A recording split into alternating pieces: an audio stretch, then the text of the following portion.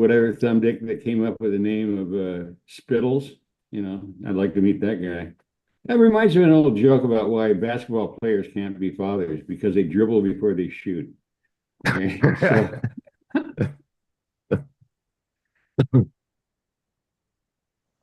So we got a Well, special show tonight. The answer to Fumi's whining. He got seeds from Coot 3 years ago, and he still whine about it, and he still fucking sells seeds from it, and he have to whine about seeds that he's selling now. The funniest thing is that I've never grown the Coot mix. I've never grown any seeds from Coot. But I can say that if it was that much trash, you would not pass 3 years on it. well, I mean, my favorite part of the rant, my favorite part of the rant was when he said how coot seeds were garbage, and then he immediately then was said that he crossed them with Girl Scout cookies. First off, And crossing anything that coot grew with Girl Scout cookies is a fucking insult. And second off, like you just said it was garbage, so why the hell would you then cross it with something if it was garbage? So obviously it had some value to you, you fucking fool. Yeah, it got a trade name or something like that that you want to sell it for on. You know, no, you want to use that name to sell it. That's yeah, what you want to do. his genetics were so bad that he rebred it and renamed it Coot Special. Yeah, yeah. That was the best part of his rant. Was like, and then he immediately picks up bud that he grew from across from it, and he's like, "I can't even smoke this." It's like, because you're I can't. guilty, you dumb fuck. I can't even smoke this. This was only bad vibes came out of the weed, the seeds I stole. Who would have Well, thought, right? no, Like what the stealing something and claiming your own, is to be expected from an Israeli like him. You know what I mean? That's kind of their MO. look, look, look, look, hey, look. That was promised to them, right? In the Good night. Bronze it's Age. promised Wait, no, forever. no, wait. Then I'm pretty sure it was taken away. But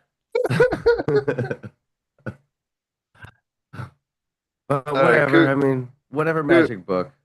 Coot was gonna tell us the rundown.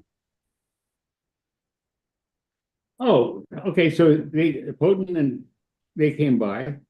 I gave him some seeds and I said, here's some seeds for Wes. Here's some seeds for Smashed. And the guy that likes to play a Queen for a Day and just mutters weird sounds. The guy from Canada, one of your brotherhood up there. Yeah, me. No, no, no, no, no. This guy is, what's his name? Oh, D. Okay. D, right, The, right, right, right, right. yeah, the Yeah, yeah. zombie. And Okay. you know what? D's the only one I don't really have a problem with over there at all. D's the only one that I have no problem with. I mean, he Yeah. he is what he is. He's a He would weird have character. not sold the seeds. He would have grown them, I'm guessing. Yeah. And D wouldn't have stole anything from anybody. In Yeah. fact, Honestly, I'm I pretty know you sure guys don't that believe. Maybe this is a generational thing. A, I don't give a fuck about anybody's seeds. I don't care what they're growing. I don't care if it's gonna make my dick hang down to my knees. I've heard every Coot fucking hasn't cared in scam there is. 47 years. He's had the Yeah. one for for 47 years and has not Does that cared. tell you? Yeah. I'm not looking. I look, He's when I got the got cut he my wants. when I got my medical card back in 90, when it got legal here, 98, 97, whatever it was. Okay. The only reason, because I certainly didn't need permission from the government to grow weed. I'd been doing it since, 75. All right. So at that point, I had 42 years under my belt or whatever it was. Anyway, I got it because I got it. I kept hearing all these names, the purple Urkel and the this and the that and the other one. I went through at least 30 cuts. And because here it was legal, before it was legal, if you had a medical card, you could exchange cuts, you could, exchange whatever. It was legal for if you had a card. All right. I swear to God, Purple Urkel, who in the fuck cloned that a second time? I mean, I can understand you buy some seeds, you grow it. Hey, okay, all right, I'll take a cut, maybe see it the second generation. But after that, you're just a fool. You're just buying on the names. You go, oh yeah, I'm growing purple Urkel. Oh, which version is that? Is that Jack's version or Mike's version? Oh, I don't know. I better go find it. Okay, then the chase is on. There's at least 30 versions of blueberry running around Oregon. Anything that had a fruit flavor was automatically, oh, it's blueberry. Wow, this DJ Short guy must have really been prolific. Or somebody just took the fucking name. Have you ever listened to breeders talk? Well, yeah, that was actually this, but then they renamed it that. And I'm thinking, man, this is a scam. The whole fucking thing is a scam. I believe you get your soil right and use soil and not dirt. And then you can make an evaluation about genetics. Otherwise, you're just buying a brand name because, oh, is it gelato or spumoni? Oh, I don't know. Laughable. The thing that is always goofy to me with some of the breeder talk is that people always talk about trying to breed for powdery mildew resistance or other stuff. And it's like, really, if you just have your soil on point, like you're saying, you don't have to do all that shit, right? If I have a good mycorrhizal base in my soil, I don't have PM problems. I mean, y'all saw me grow in the middle. I have video evidence of it. You guys can see it, of me growing in the middle of a fucking rice field and like 100% humidity, right? Like, and we were all in plastic bags. We had 2 plants out of like 22,000 that had mold issues. Like, and they were the plants leaves were just praying, like, look fucking so beautiful over there. Yeah, so it was bonkers.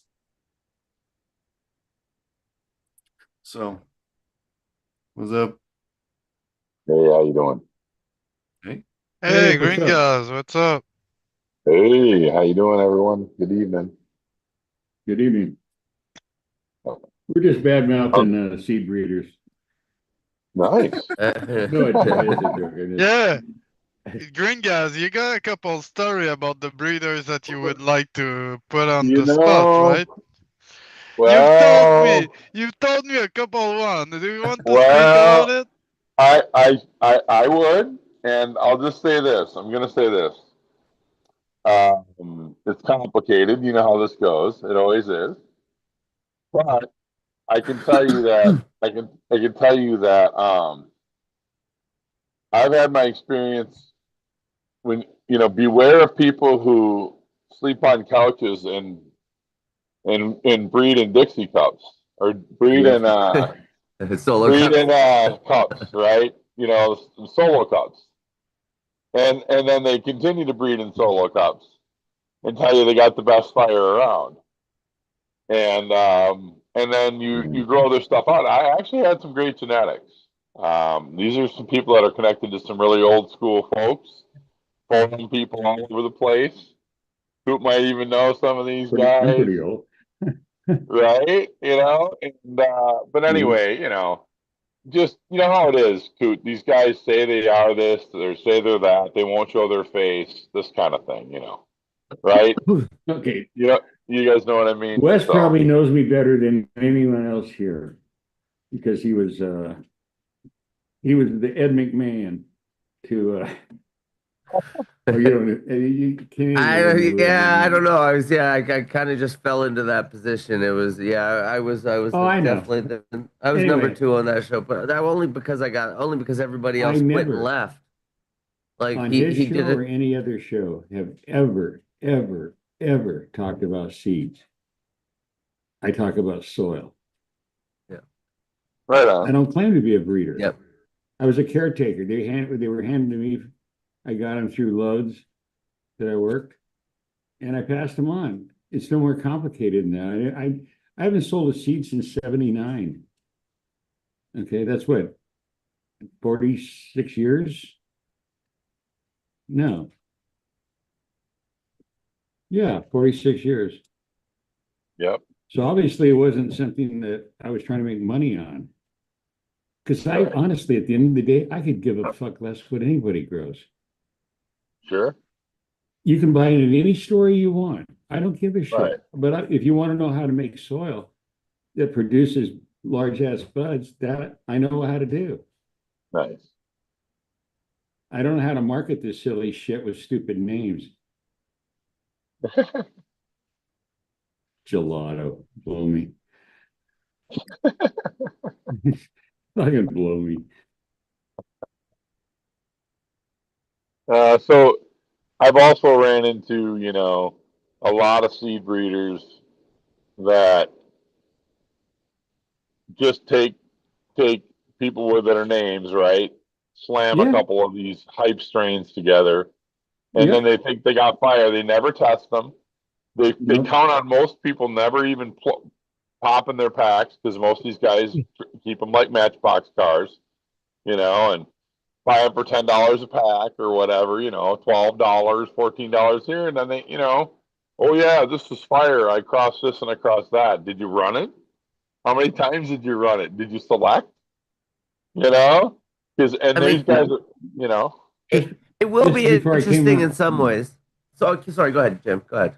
no, just before I came on the show, I was communicating or talking back and forth, texting with a friend of mine that was a grower and then got his life together and got a union card, and now is doing reconstruction on all the fires over the past oh 10 cool, years down in Southern Oregon.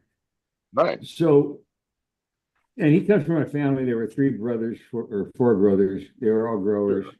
So sure, one by one, I said, well, he had to get out of, But he right, told me that down there, and so he's connected. I don't want right, to get into but some of the farms he's worked on. He right, told right, me that if you're halfway, just half-ass connected, you can sure, get ounces for $25. Yeah. And I mean, are you fucking kidding me? Uh, 1970 prices. how do you compete? How do you make a You living? can't. And here's Yeah. all this bullshit about, well, I'm making so much money on my seeds. You mean you got people buying seeds so they can turn around and grow dope that's only going to earn them $1.50 to $1.75 a pound? You must be Right, one marketing genius. right, yeah, yeah. And who is well, any I kind of mean, brand? there is that market though. There are those people that just want the hype stuff. They just want today's flavor. They just want the new thing, the new, right? Right, true, And they like as well as also like there's a like the cuts that are available here are not available internationally. So like right, S1s and seeds like that like where they can be shipped around. They do have a place and they do have a value in the world, right? sure, But like I see both sides of it, but like I agree 100%. We're in a hype game. We're in the tulip market that Yeah, Holland had back in the thing. Like exactly. it's like Yeah. nothing's worth it. Everything's the bottom's falling out. We're at the end. Well, We're right at the peak, and we're about to collapse. you Like know, uh, people start to collect seeds like they collect coin. yeah, and exactly, that's to fill a hole from us not collecting those seeds though. We used to get so many seeds per bag of weed that like we Yeah. didn't understand the value of them. And if we had actually held on to those seeds, they'd be worth so much money now. I believe And that. Yep.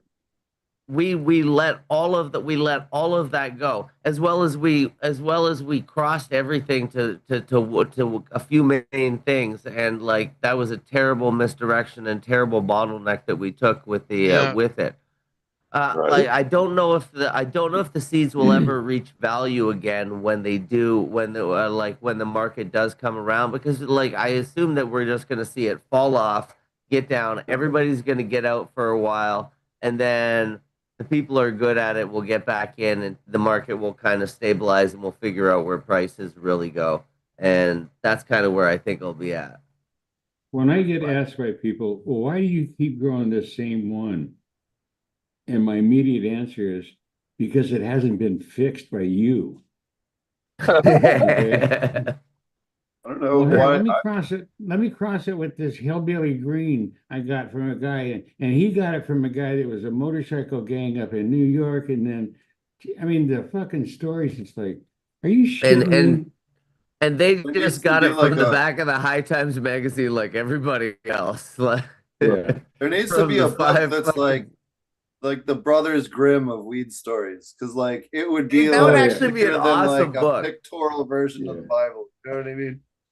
But like, this, like, how do you fish through all the bullshit in the fucking weed game? There's so many people No, with but like, the oh, bullshit is that's my, no, that's my bro. I know I originated the Right. cat piss. Okay. bullshit's half the fun Verify though. this Like for me. Fair enough. Verify the age of the strain name, not the strain name. Space Queen. Verify it. That is Yeah. TGA genetics. No, Actually, it's not. VKI. Space Well, Queen? I was shocked. We were shocked to find that that was not a TGA genetic. Really? No, it's VKI. Vic Kai. Yep. Vic High Vic Kai- from the Vic British Kai and- Columbia Growers Association, the BCGA. That Oh, included okay. Breeder Steve, included Cash Crop Ken. Not, never mind. Cash Crop Ken. I'm not sure about Jordan of the Islands. He's in BC, but I'm not sure. It doesn't matter. That whole thing broke apart. But that's where they all came out of. Now, what's the date? It's got to be 94, 95. I would think. Let's see how good my memory is. well, But I wasn't involved back then, so Yeah, I would say 95, maybe close to that. Yeah. Yeah, So should be. That we got sounds 30 right. years ago. You see where I'm going with this? long time ago. so it's but Space Queen is Romulan and Cindy 99. Right. Yep. Yeah, it's a Romulan from BC. Yeah, Same with Romulan Space Joe. Dude. Yeah. Same with Space Dude. It's just a male Yeah. of that. And I've got a cross that I growing right now in my outdoor right now. So it's called Free to Chem, but that I made. But I used 88 G13 from Duke Diamond. Well, it's Freedom Fighter that he and Subcool collabed on. That's See, cross. and here's another thing I don't understand. Neville, in his catalog in 88 or 87, whatever it was, had a strain called that he got from Sound the Skunk Man, David Watson, called Hayes Northern Lights. And Right. in there, he'd list the sativa components of that. That changed over the years as one got more popular because he was like the #2 guy at IC Mags, but I don't want to get into that whole thing. Why is it now that anything that looks like it has sativa in it is a haze? Right. I Damn mean, Because so it's many things fucking have been crazy. crossed with. Yeah. Yeah. Yeah, and like Hayes was nothing. Like Hayes wasn't Hayes even like was there even a Hayes? Like Hayes was just meant sativas crossed with each other, was it not? And they released like Right. 17 of those fucking different things. There was like they did many different hazes. Yeah. This is C99. Boys, that interesting. I never grew up, but it was really popular in the C99 late is really 90s. popular. Yeah. Yeah. I've grown Hey, cross. look up my strain on that thing. Sure, yeah.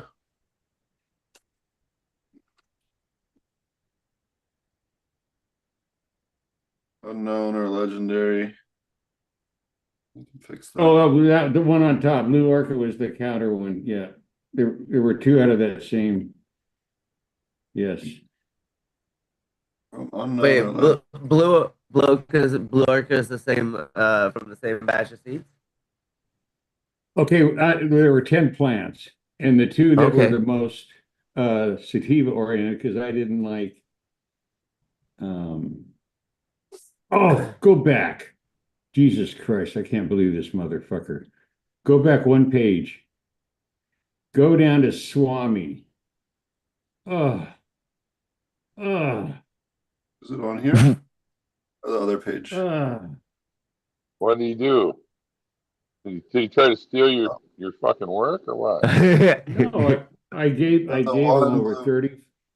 I These gave him ones? over 35 strains that I had collected over a 40-year period. At one And time, they were, Panama. yeah, well, I don't lay claim to that at all. Here, I'll Oh, show no. you, goddamn. I'll show you why I'm pissed off. Hold on. I can look at different seed site. This is just EU seed finder. Yeah, usually it comes up. I don't know what one I've seen other people do, but because I don't give a shit, but you can see for yourself. Not Pacalolo. Taco Loco? Why you say Taco, Pocololo? Poco Loco? Loco. Poco Are you Loco. loco? Are you loco, ese? Bum, ba-dum, ba. Ese, you Okay. loco, ese? Ese, you loco? Yeah.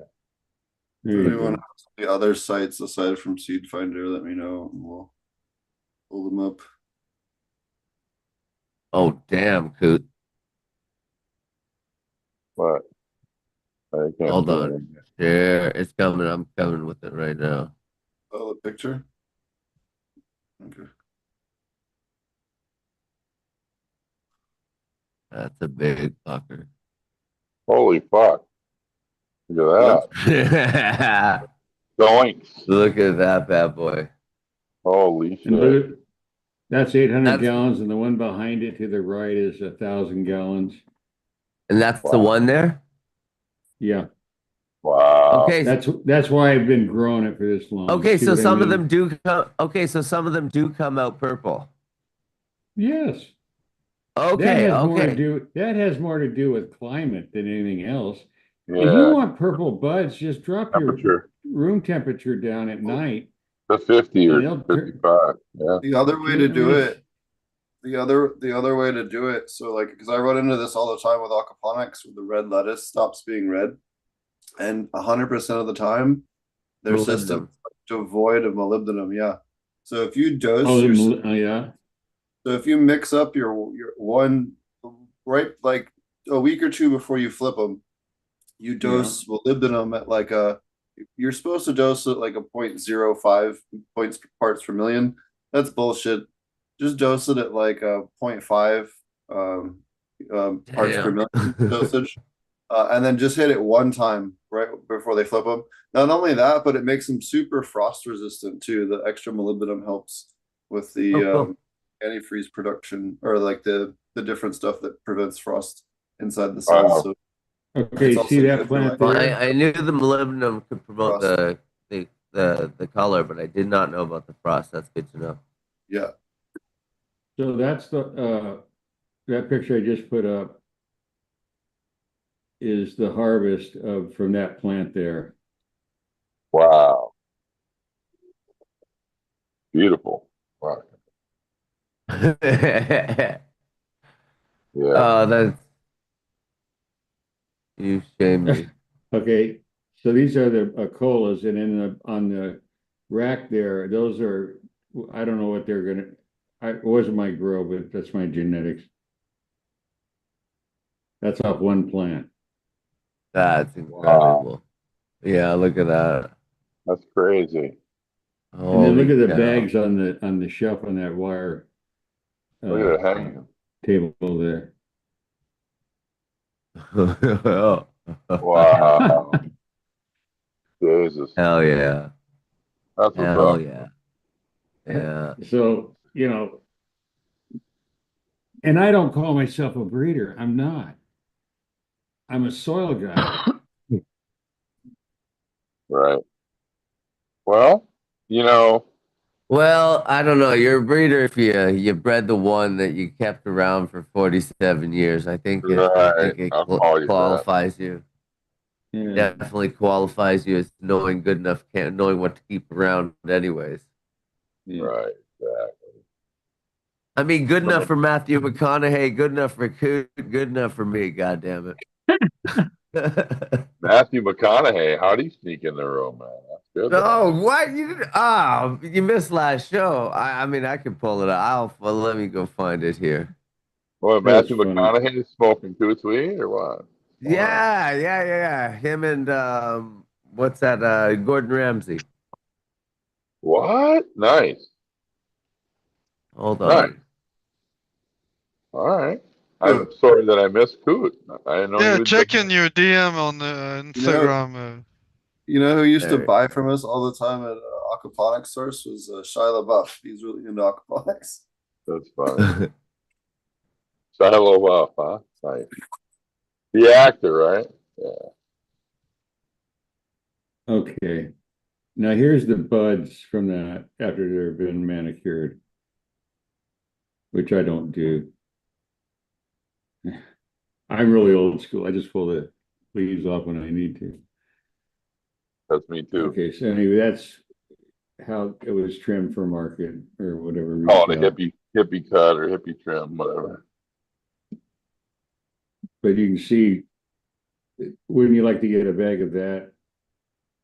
Oh, here.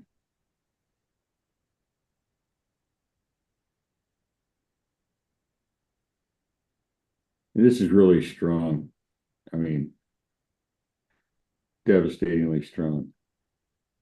Like super consciousness. That's a nice looking weed. What's Wow. that? Yeah, that's a nice looking weed. That looks Yeah, really good. hell And yeah. that's, remember now, Look at that's the a size of sativa. some of those. I Look at the know. size of It's a some of those sativa. dogs. Yeah. Stupid. Okay. I don't do sativas because they're too wispy. Learn how to grow. Yeah. Fuck. What did they say? Coot? Oh, I don't like sativas because they're too wispy. Yeah, they And don't my know. They comment don't, is they're the just wrong learn one. how to grow, Right, exactly. That's bullshit. Quit buying mammoth microbes or teeny Right. microbes or Go with whatever. actual amendments and quit fucking around. Yeah. Right? All right. So here Yeah, you let go. it play. Right, contraband, sir. Stop it. Come on. You sneak that across the border? Snuck across I-35 right into your kitchen, sir. Called the one. This has to be the coolest collaboration Gordon Ramsay has ever done. Gordon couldn't believe what Matthew brought in the kitchen. Had this rub for 25 years. All right, have a whiff of that. Oh, no. Okay. What's in there? Take it. Tell me what you think after you taste. But is it yours? Is it the Yes. missus? No, it's mine. Seriously? It's mine. I go down in the basement and make a wheelbarrow full every Christmas and some send stuff out. I love that. It's fragrant. It's vibrant. You got a seasoning, right? Contraband, sir. Stop it. Come on. You sneak that across the border? That's awesome. The one. The Nice. one, yeah. He gets it right from you, Coot. I love it. That's fucking great.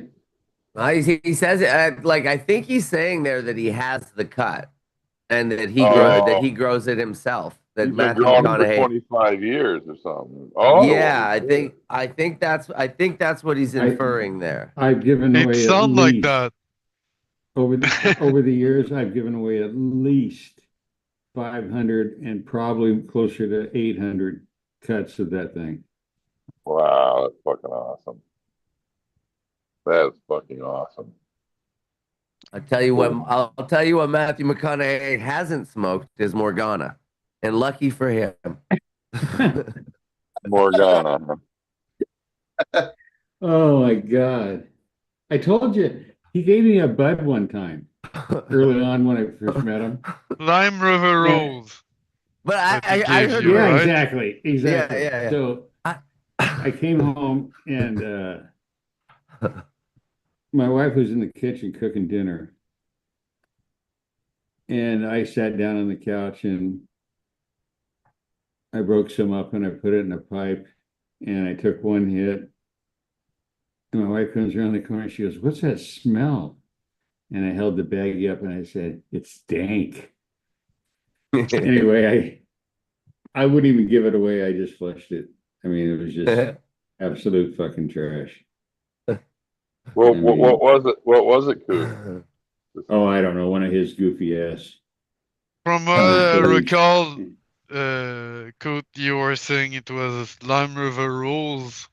Oh no, he gave me a pack of seeds. that I obviously didn't, germinate. Let's see here. The TO crossed with Black Prince Ruby, whatever that is. And honest to God, I could care less, but I'm sure it's horrible.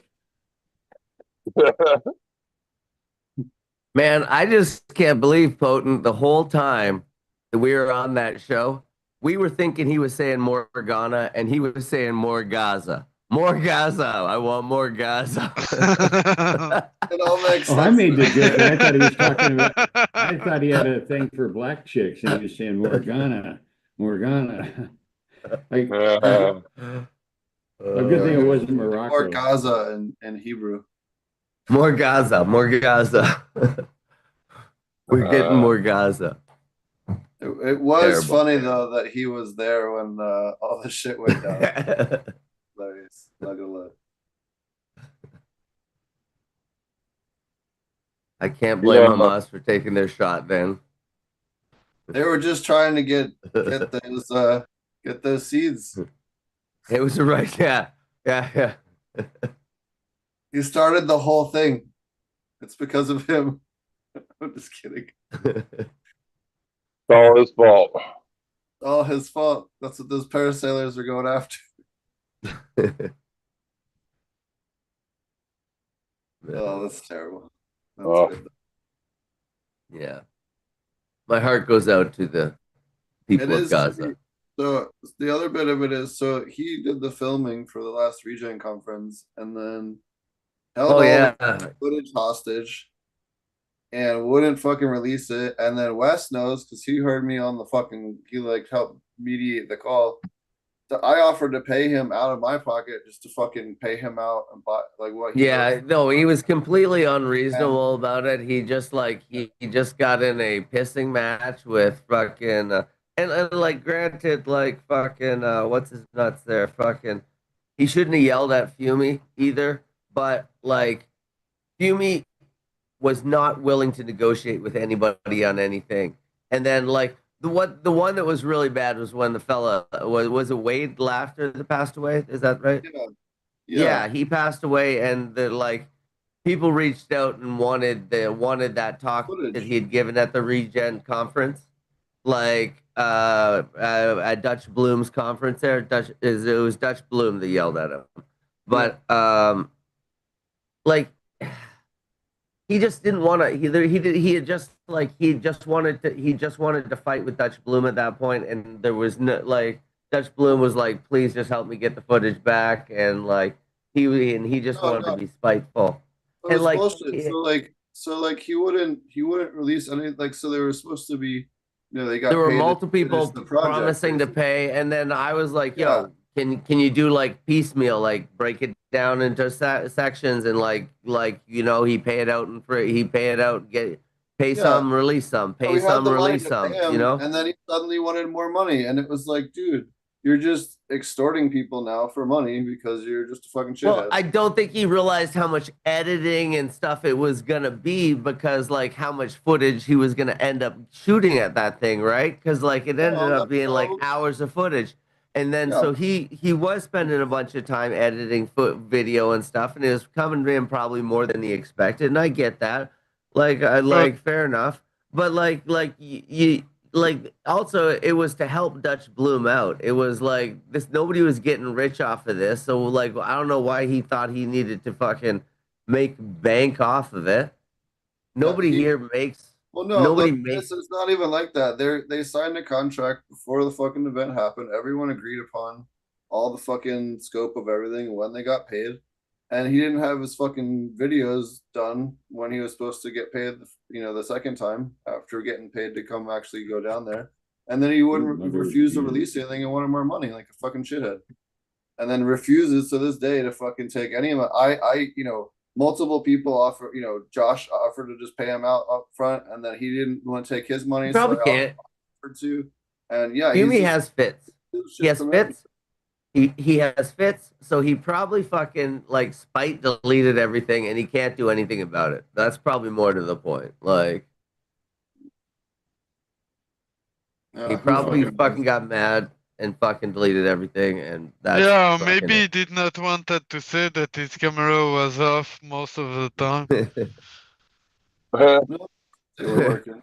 Maybe his footage was garbage. Maybe. Yeah. Well, I guess we'll never know. I guess we'll never know. No. But bullshit that it was hateful. Multiple people offered to like help fix the situation. He just wouldn't listen to anybody. It's fucking Yeah, stupid. no, there was no room for any negotiation. There was no room for anything. There was like I'm pretty sure at that point if Dutch Bloom had the money in full, he would not have even given it to him. He was so mad at that point.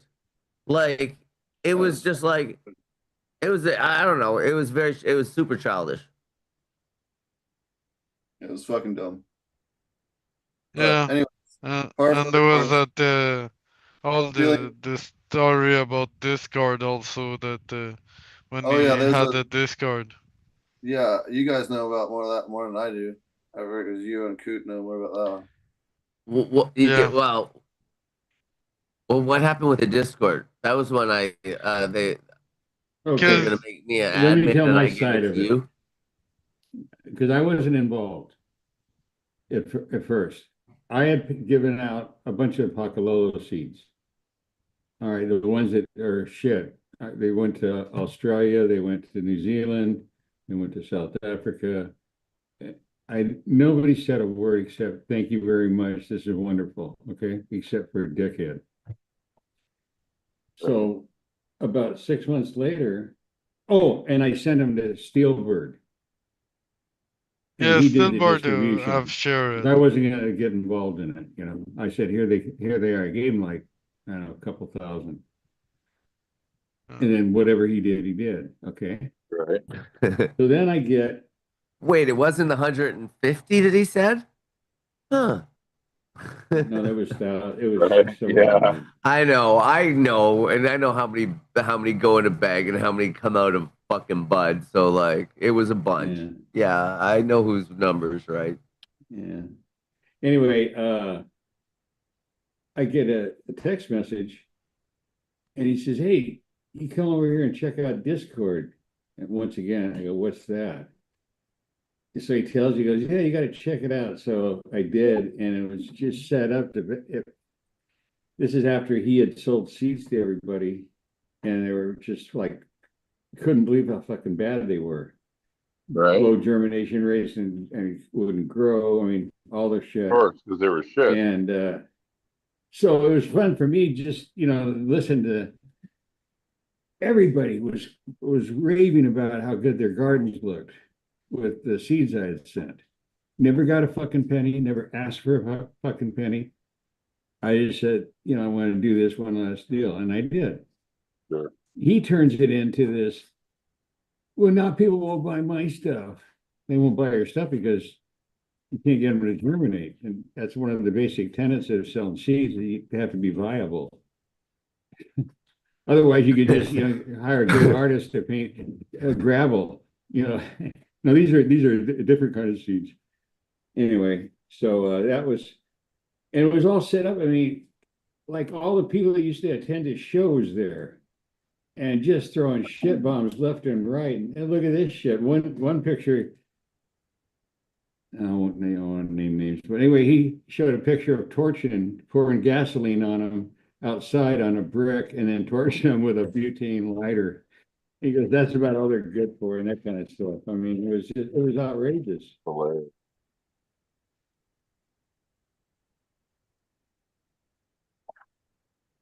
So, it's we were kind of talking about this I think last time. Or at least I recall that. Maybe it wasn't with you guys, but we were talking about how even from the very beginning, I mean, people talk about, back in the day, people had integrity and this and that and this and that. And then I hear about No, they didn't. No, they didn't. That was exactly where I was going, Coot. Go ahead, take her away.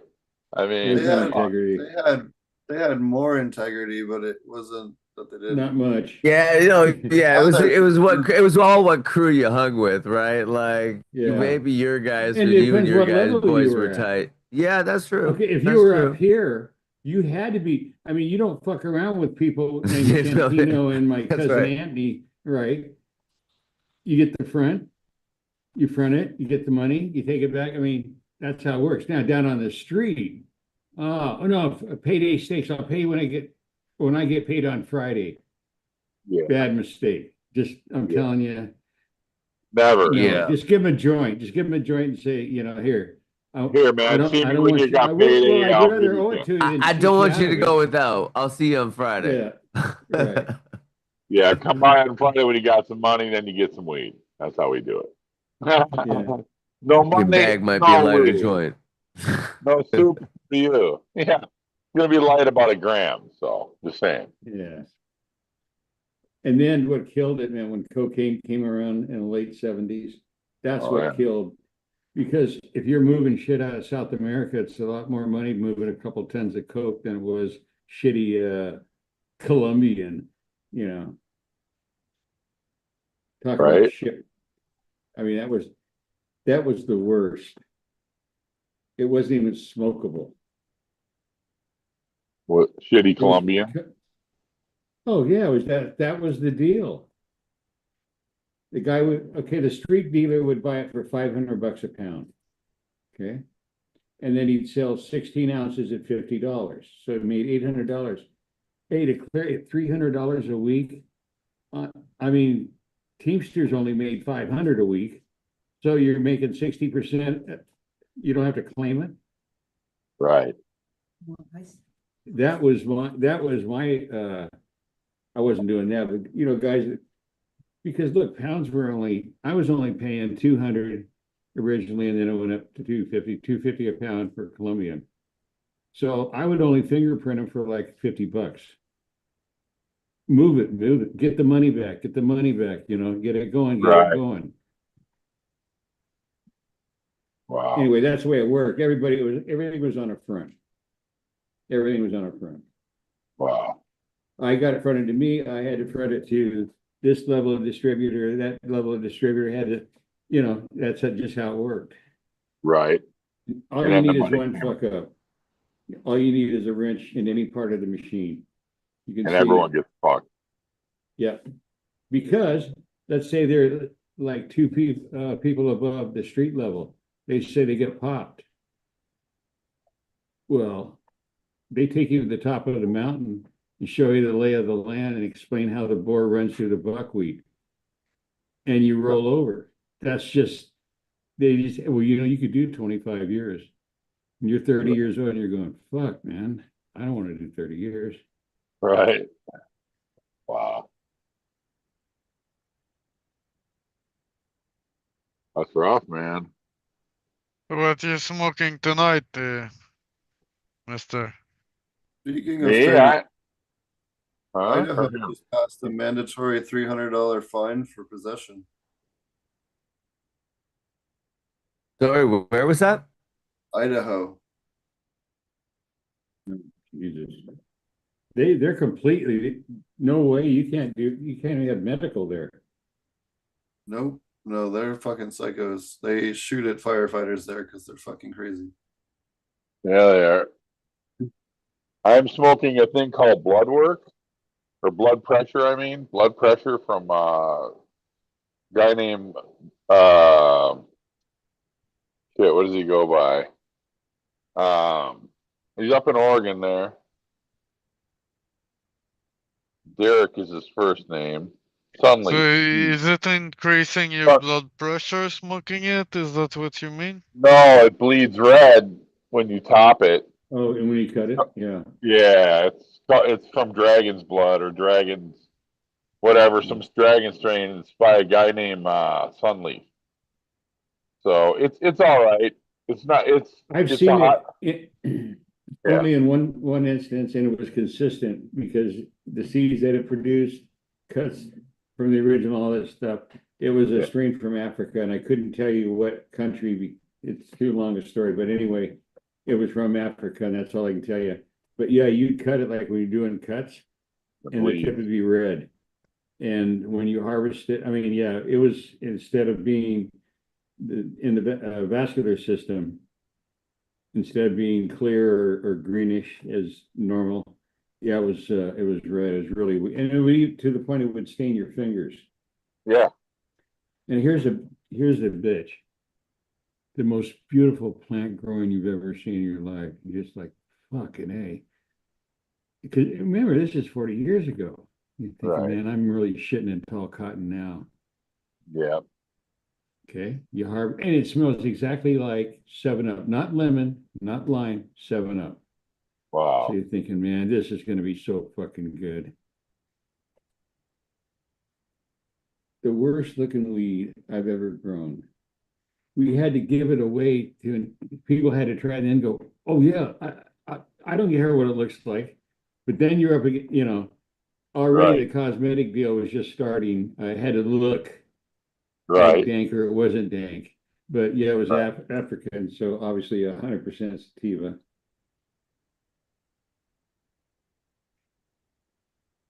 I have no idea why.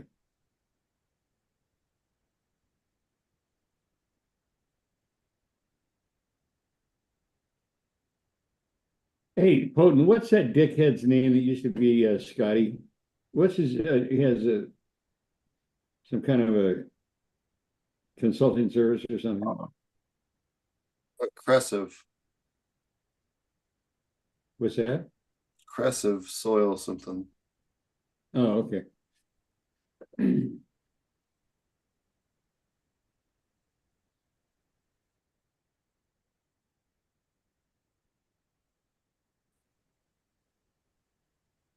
But the thing that's interesting about this is it's got when it cures, it's a cross between, which I don't usually care for at all, but that kind of tangy terps and that heavy osmine laden shit and turkey sage terps, like turkey Really? stuffing. Yeah. Really? And, Wow. yeah, Huh. and then they when it cures, it's like a weird GMO, but a tasty one. Kind of very interesting when it makes really good hash. So it's not a keeper. It's not enough for a keeper for me because I don't like tangy turfs. I just can't take it. I just can't keep it. I don't have the room for it. So I'll let it go. But it's really good weed. It's got a really nice high. It's a heavy yielder. It's a nice structured plant. It's easy to grow, easy to clone. Yeah. It's got all the boxes, but I just don't care for it. The flavor, and that's enough for me. Yeah. Yeah. I'm a priss like that. Yeah. Well, the other thing is, okay, here it went legal for medical card holders in 98, whatever it was. Sure. And it was legal to not sell, but trade, whatever. Yeah.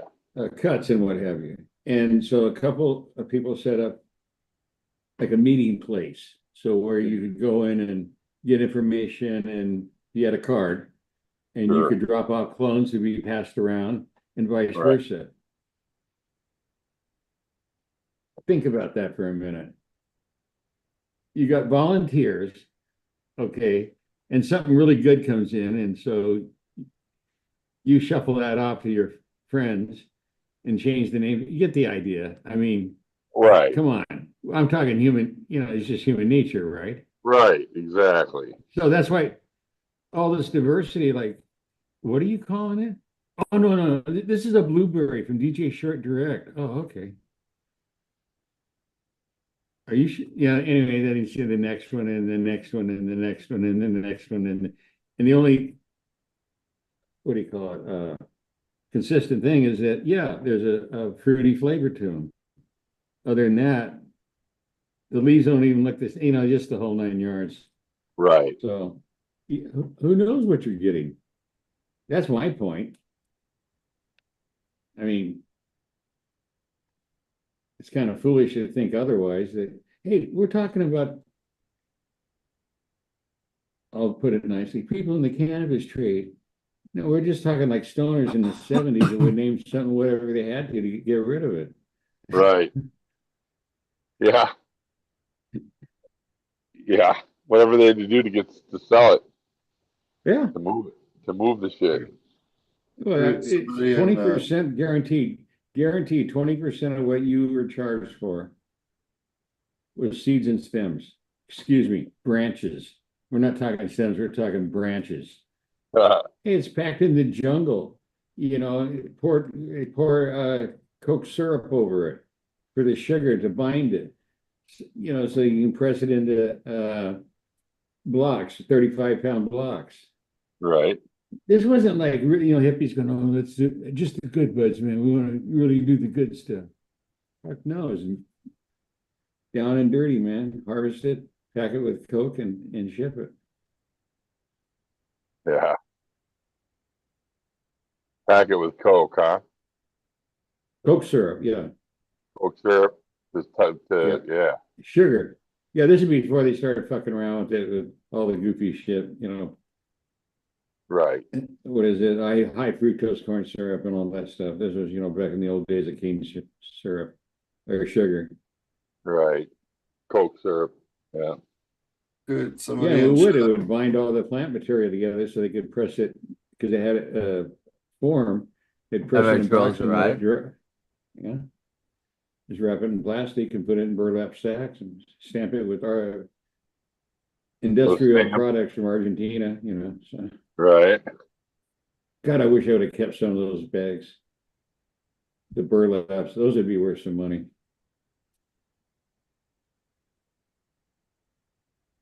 Yeah, for sure. Yeah, we were more concerned about getting rid of them. You weren't thinking of the memoirs. No, not at all. Yeah. That's funny. Yeah, those are And then different that- times, man. Yeah. It was over. It only was a few months. I mean, because the whole thing turned to cocaine. And that's when the domestic market started in the early 80s, California and Southern Oregon and Washington. Huh. Stupid Coke, huh? Oh, God, yeah. A lot more money. Sure. Easier to get rid of a ton of Coke than it was a ton of Colombian weed.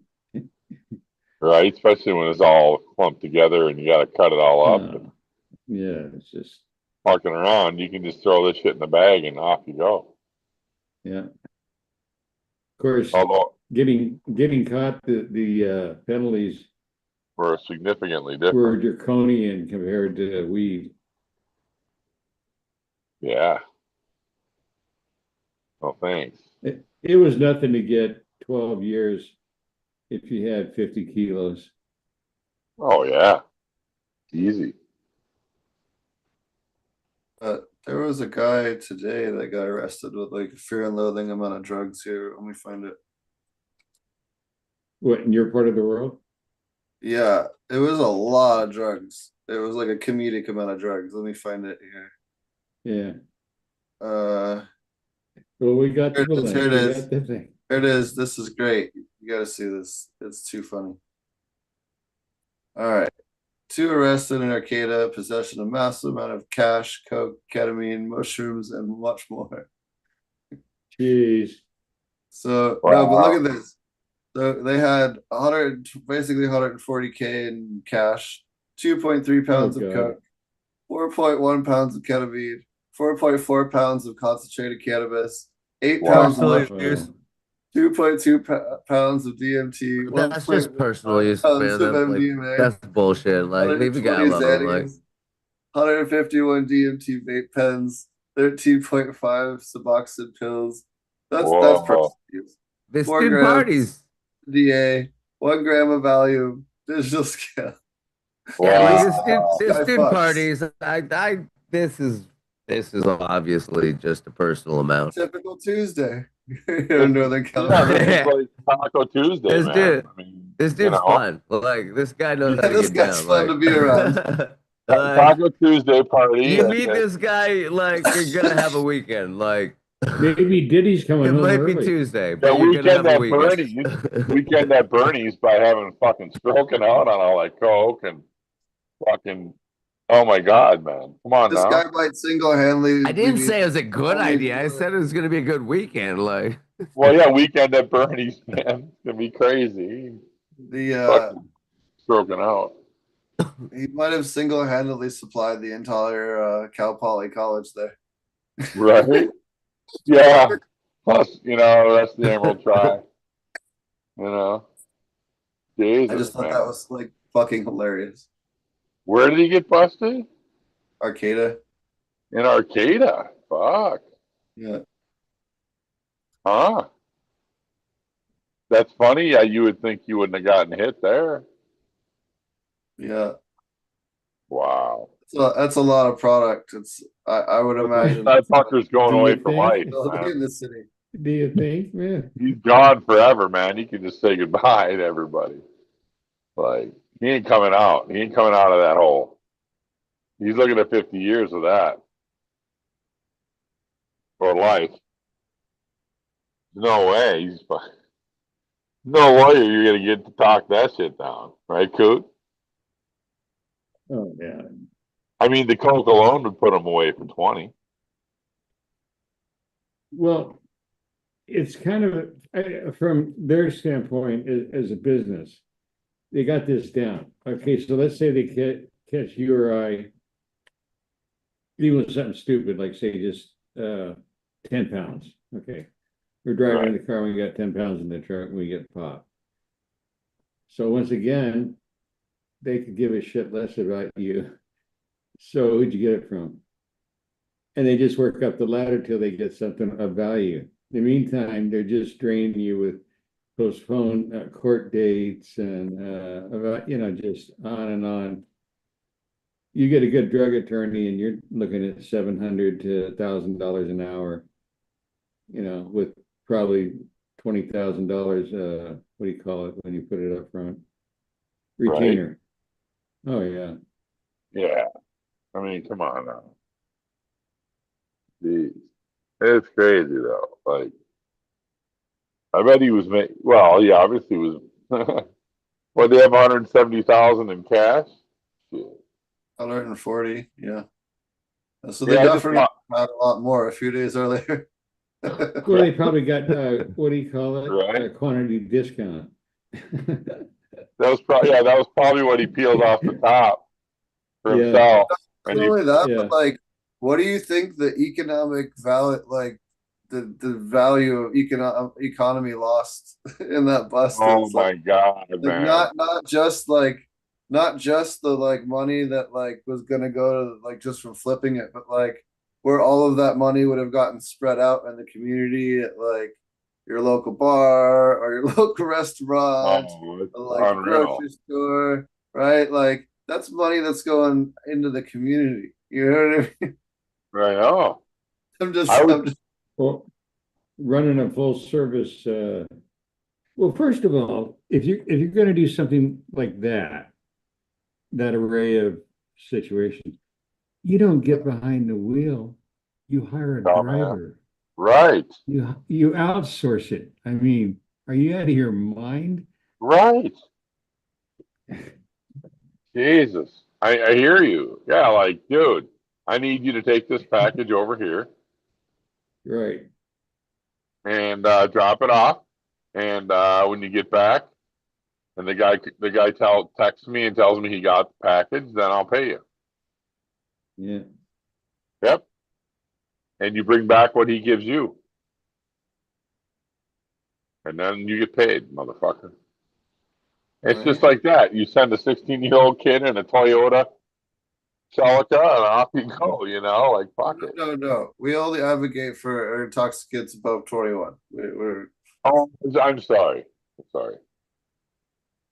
Yeah. I got my numbers turned 21 around. or older to do this stuff, yes. A 61-year-old, so that they won't put him in prison to feel bad for at least so old. I'm dyslexic. I got my number turned around. Not really. Federal sentencing guidelines are pretty strong. My buddy, let's see, he got Let me do All the you have math to real do is quick. tell Yeah, them he that was you 54 when he got a sentence for 108 months. Damn. That was All you gotta- after, okay, that was after the, what do you call it? You have to do 80% of your sentence. So he was sentenced to 12 years Yeah. and had to do 8 of them. 108. 10 of them, yeah. Jesus. And then they bounce you around. If they think you'll talk, they send you to a nice prison for a few months. And if you're not cooperative, then you get bounced to like some shithole in Arkansas or Oklahoma. You're out in the sun and the smell from the sewage plant quarter mile away. You know, you get the idea. So Yeah. and if you play ball, then you end up in like McMinnville, Oregon, halfway between Portland and the Pacific Ocean. Not exact. I thought it was a college campus the first time I drove by it. Okay. Wow. You're one So- earthquake away from freedom. Yeah, exactly. But no, this is more white collar guys go to this one. It's really fucked. I mean, they had their own airline, Department of Justice. It's called Con Air. It's removing prisoners around. On air. I've heard about that in a movie. On air. Yeah. Well, it's a real deal because there's a lot of prisons and there's a lot of reasons for moving people. If you're a hardcore murder, you know, whatever, street guy, you're probably going to end up in, what's that one near Humboldt? Oh, Pelican Bay. Wow. You're basically in solitary confinement most of the, almost over 98% of the time. Wow.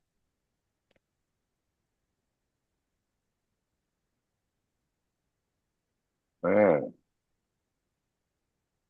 That's a state prison, like, and then federal, they have got their big one where Gotti went and a whole bunch of people. Marion, Illinois. Check that one out. Just the air view, you can see you ain't getting out of that motherfucker. Airbnbs. Yeah. No, it doesn't look like the one out here in McMinnville. This looks like you want to go into trade school away from mom and dad, you know, or something. So it's like a fucking technical college or something. That's what it looks like, yeah, when you're driving down the freeway. Yeah, that's what the women's prison looks like here in this state, in Minnesota.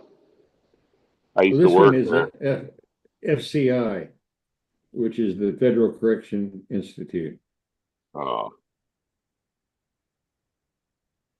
Huh. Federal Correction Institute. Sounds pretty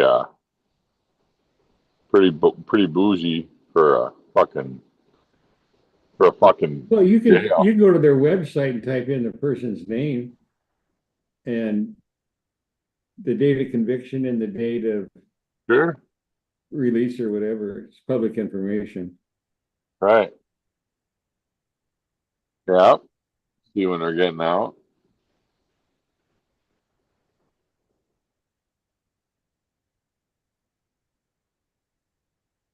Well, they're the worst candidate for getting involved in something illegal. Who is? Well, if they had a bad prison experience the first time, and they say they're 20 years older. Right.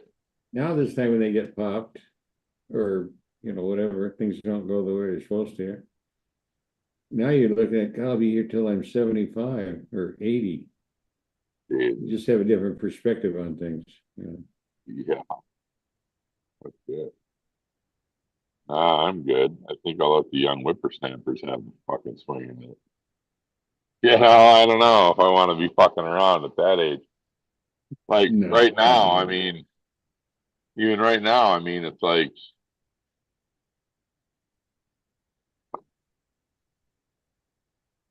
Yeah, no thanks.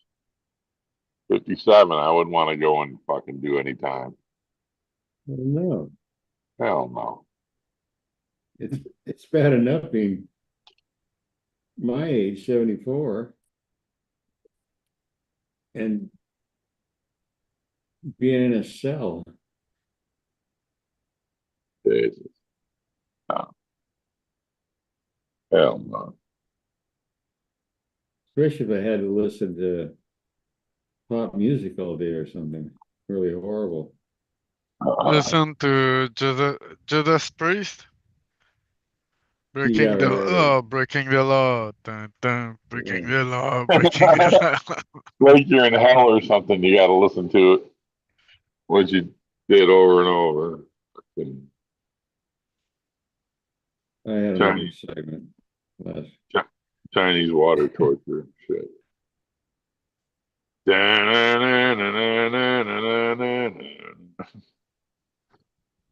I used to play that. I can play it on my guitar, man. I rock that out pretty good. Which Breaking song? the law, breaking the law. Judas Priest, Oh, breaking the law. That whole album, actually. Then I mean, that's one with the razor blades. I think it's on that one. Then there's Head Out to the Highway, Living After Midnight. Yeah, Nazareth. That was a AC/DC. I used to play all that stuff. Life was different back then. yeah. Do you think the weed? I got, I mean, yeah. Go ahead. well, so the 70s, the first couple of years were fine, but by the end of the 70s, it was fucking disco music. Right. Jesus. You're the one that I want. Woo, woo, And, woo. and then the glitz rock of the 80s. I don't know. There you go.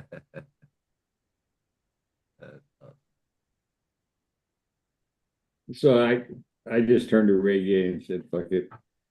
I'll listen to real musicians. So, Right. what's really nice about the music services, Spotify, Apple, whatever, is you have such an incredible library to draw from. Yeah. No matter how small a piece of they were, their music is still available. Maybe they only did one album, in 58 in Jamaica or something, whatever. I mean, I saw a video today. It was Pavarotti and James Brown singing "It's a Man's World" duet. I mean, how cool is that? That's fucking cool. Right. Yeah, it was really fun to watch.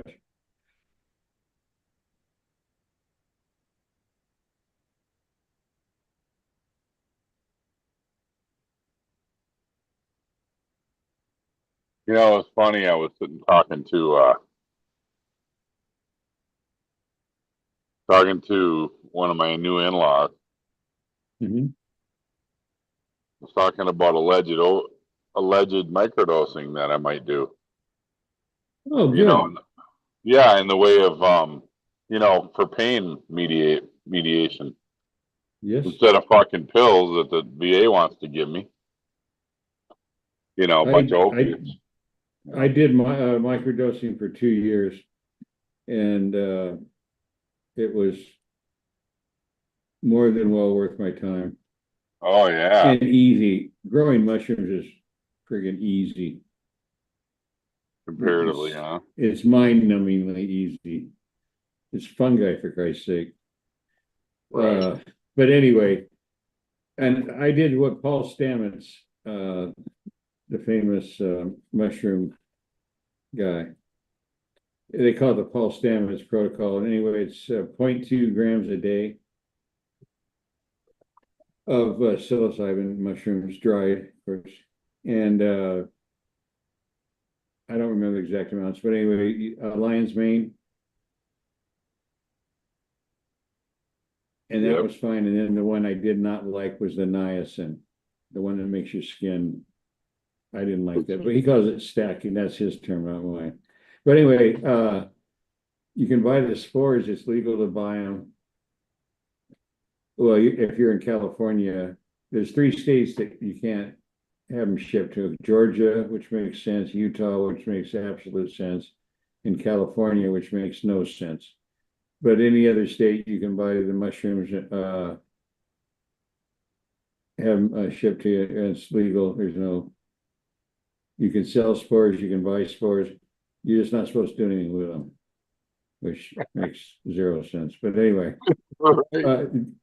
go to mushrooms. That's with an S, so plural, mushrooms.com. He's got both culinary mushrooms as well as medicinal mushrooms, and especially different cubensis varieties around the world. Right. Yeah, I got people right down the road from me that grow pounds of it, so it's kind of nice. Well, that's even better because you're only taking. Oh, okay. Let me finish. So you take 0.2 grams a day for 5 days, so that's 1 gram a week.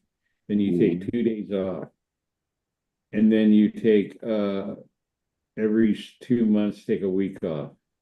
Paul Stamets' definition, not mine. I'm just relaying it. Something about cleaning the receptors is why you take a break every week, and then the other one that's longer. Maybe it's even 10 days. I don't remember. But I did it for a couple of years for depression. It was very effective. So. Oh yeah. Oh yeah, it's very good. Yeah. It's really simple. I mean, my God. All I've been using it for, I've been doing that allegedly for about 5 years now. So yeah, made a major difference in my life for sure. Yeah. So it's cool. Yeah. Yeah, man. But I've also added other elements that I can't say, but have been incredibly effective for pain mitigation. In fact, when you take it, you don't feel any pain. You don't feel a single symptom of having any kind of pain. And I have chronic pain from a chronic condition. It's not fixable in my spine. So normally I would be eating opiates, right? Most people can't handle it. I'm 90% disabled according to the VA. Not easy to get that. You got to be pretty fucked up. Then what? Okay, I'm going to put this in the chat room. This article just came out today. Yep. And it fits your situation to a T. Sure. And so what I was going to say is thanks, Coot. I've used, so I use psilocybin, potentially, allegedly. Microdosing, I don't give a shit. Yeah, microdose that every other day, and then I alternate with that with another molecule. Yeah, so. Hey, check out that link I just put in. This is science, not folklore. Yeah.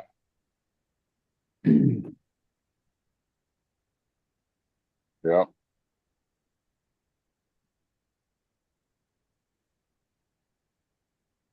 What you got there, Button? Nice. There you go. So do fine. Yeah, extending life. There you go. I believe that. Ooh, human cell lifespan. This is Baylor College down in Texas. Wow. Emory University. So this isn't wild. The telomere preservation mechanism. Sweet. Yeah.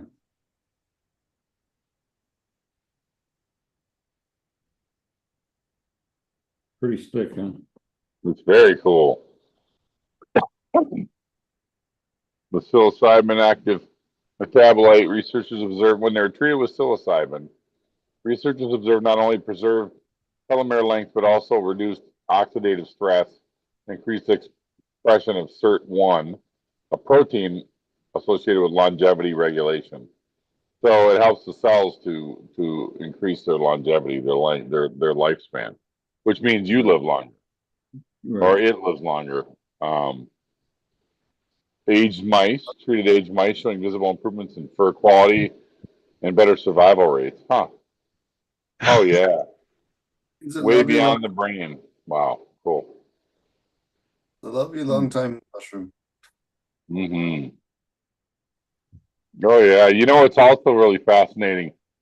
I was reading about how plants, after they take in light, how they disperse energy across the cellular tissue to protect themselves from over energy, so they don't burn from the radioactivity, right? When they separate the hydrogen and the oxygen, right? You know, when they separate, sorry, when they separate the, you know, carbon dioxide Yeah. and the jet, right? So when they photosynthesize, the way that those energy systems get spanned across the cellular tissue is so efficient. That's how they want to do solar panels. They're studying how plants like cannabis takes in solar energy and disperses it across the cellular tissue without damaging itself and giving it the most efficient regulation about where it needs to go.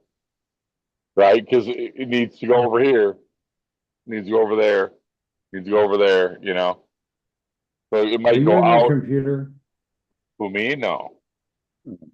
I'm on a phone, Sometime when sorry. you're bored out of your mind, look up chlorophyll. There's something like 50 atoms that make up the molecule, right? Right on. And I might have my numbers wrong, but it's 4 or 6 nitrogen. Okay. The Right. rest is hydrogen, carbon, and oxygen. Oh, and one magnesium in the anchor, surrounded by the nitrogen, and then the rest is hydrogen, carbon, and Carbon. oxygen. Sure. So someone explain to me what a magnesium-hungry plant looks like.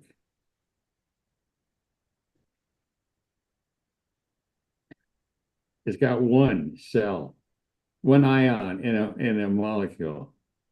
Wow. You know what I mean? Right. And another thing, when you're really bored, look for a comparison of a red blood cell in a human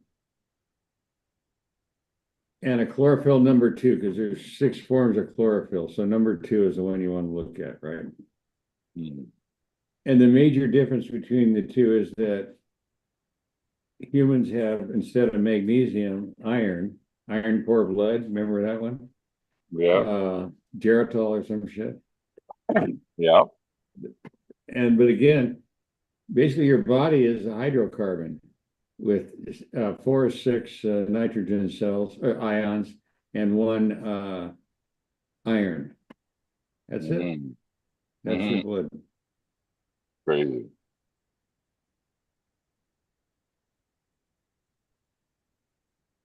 Yeah. Yeah, if you delve into the psilocybin story, it's pretty amazing. The Right. mushrooms were discovered in 52, 53 by a vice president of Goldman Sachs. No bullshit. Really? And then 6 years later, 5 years later, anyway, in 57, Dr. Albert Hoffman, was asked by the World Health Organization to investigate these mushrooms that have been found in Oaxaca. And he's the one that named the 2 agents, psilocybin and psilocin. This was like Wow. 15 years after he had discovered LSD-25. Ah. Yeah, Gordon Wasson, there you go. Yeah, published in 1957. Wow. I swore they had a thing about it in 51, but I guess I was wrong. Yeah, because that's when he discovered it on vacation, he and his wife. Yeah, he was the senior vice president of some crazy shit, man. Look at this. The discovery of mushrooms that cause strange visions and other new TH allowances. Ah, How That's much of this? funny. How much of the shroom should we allow them? No, hilarious. it is really What- funny. Like those chosen topics. It is funny. To me, part of the story for me is that this one man, Howard Hoffman, was instrumental in discovering His brain- LSD-25 on rye, a mold that grew on rice seeds. There's And Hoffman. then There's was the guy that named the two active agents in mushrooms. I mean, it's, I don't know, pretty remarkable. All within a 15-year span.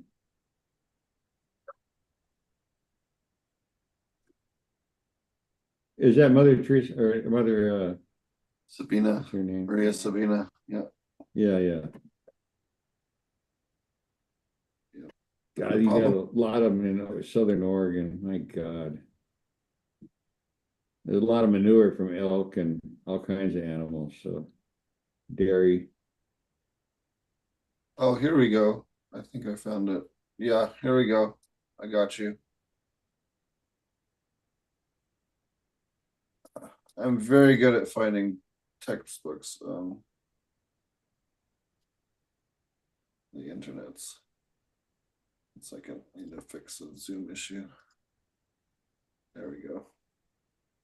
Here's the full episode, the full magazine. There you go. Oh, cool. There you Cigarette. Wait, what is this? go. Oh, Hair I remember hair that. tonic. Yeah. Hair tonic. Everybody had the black slick down hair look, and that was weird. Not me, but my parents' generation. There's their motor oil in a can. What the fuck? This is I just have a no weird. idea. Well, the 50s was weird. No shit.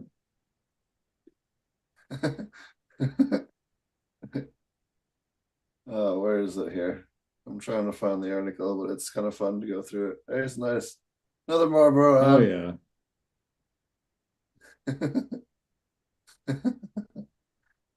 There you go. Like a young kid as the other half of the Marlboro or the joys of being crushed. Cigarettes advertising was big money then. On television, Refrigerator radio. and freezer, new and exclusive air purifying system. There you go, a Viceroy. There's Jesus. another one. Oh yeah, you're gonna see a bunch.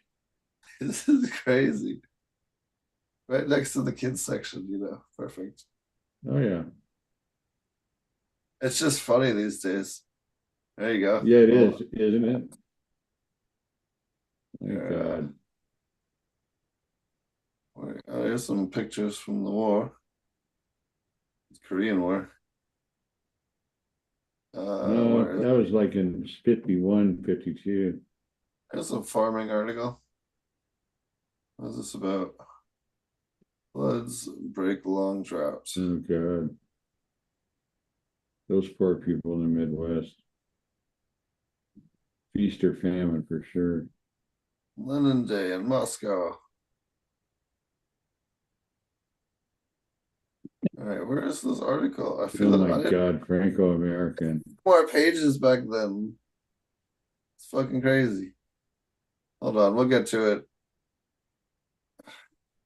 There were millions made on advertising. Because it was everywhere. I mean, now we got influencers that tell us what to watch. Sorry if this is boring on the YouTube. I'm trying to get to it. It's interesting though to see all this. Oh yeah, for sure. It's so many fucking pages back then. Is this it? Oh yeah, that was Oh. Life magazine, right? That came out every week. This is page They had, 79. I didn't really realize they were so thick. Where is it here? Skip. and there was another one in that same era called Look. And it was also once a week.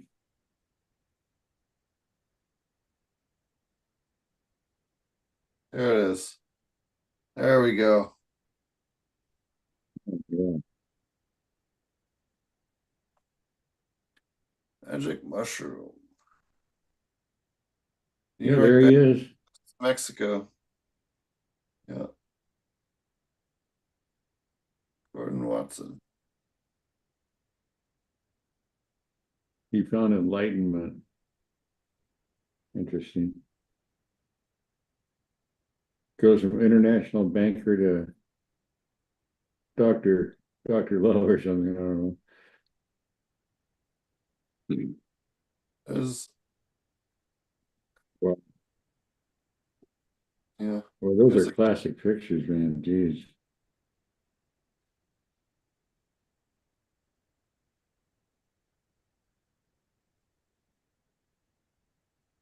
It's dark.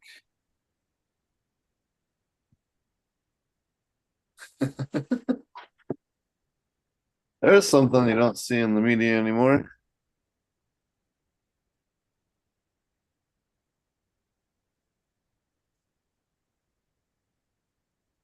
Yeah, this is really cool. No kidding. This is on cuttersguide.com. There's a copy of this. I think that's it. Yeah. Oh my God, Lucy and Desi. Good Lord. Hey, Lucy. Zapaticorum coralensis. One of the other ones. Mexicana. I've grown that one. I got it from mushrooms.com. In fact, I grew 2 or 3 from Mexico. Children none of were easy. None were more difficult than the other, is all I was going to say. Huh. That's really cool.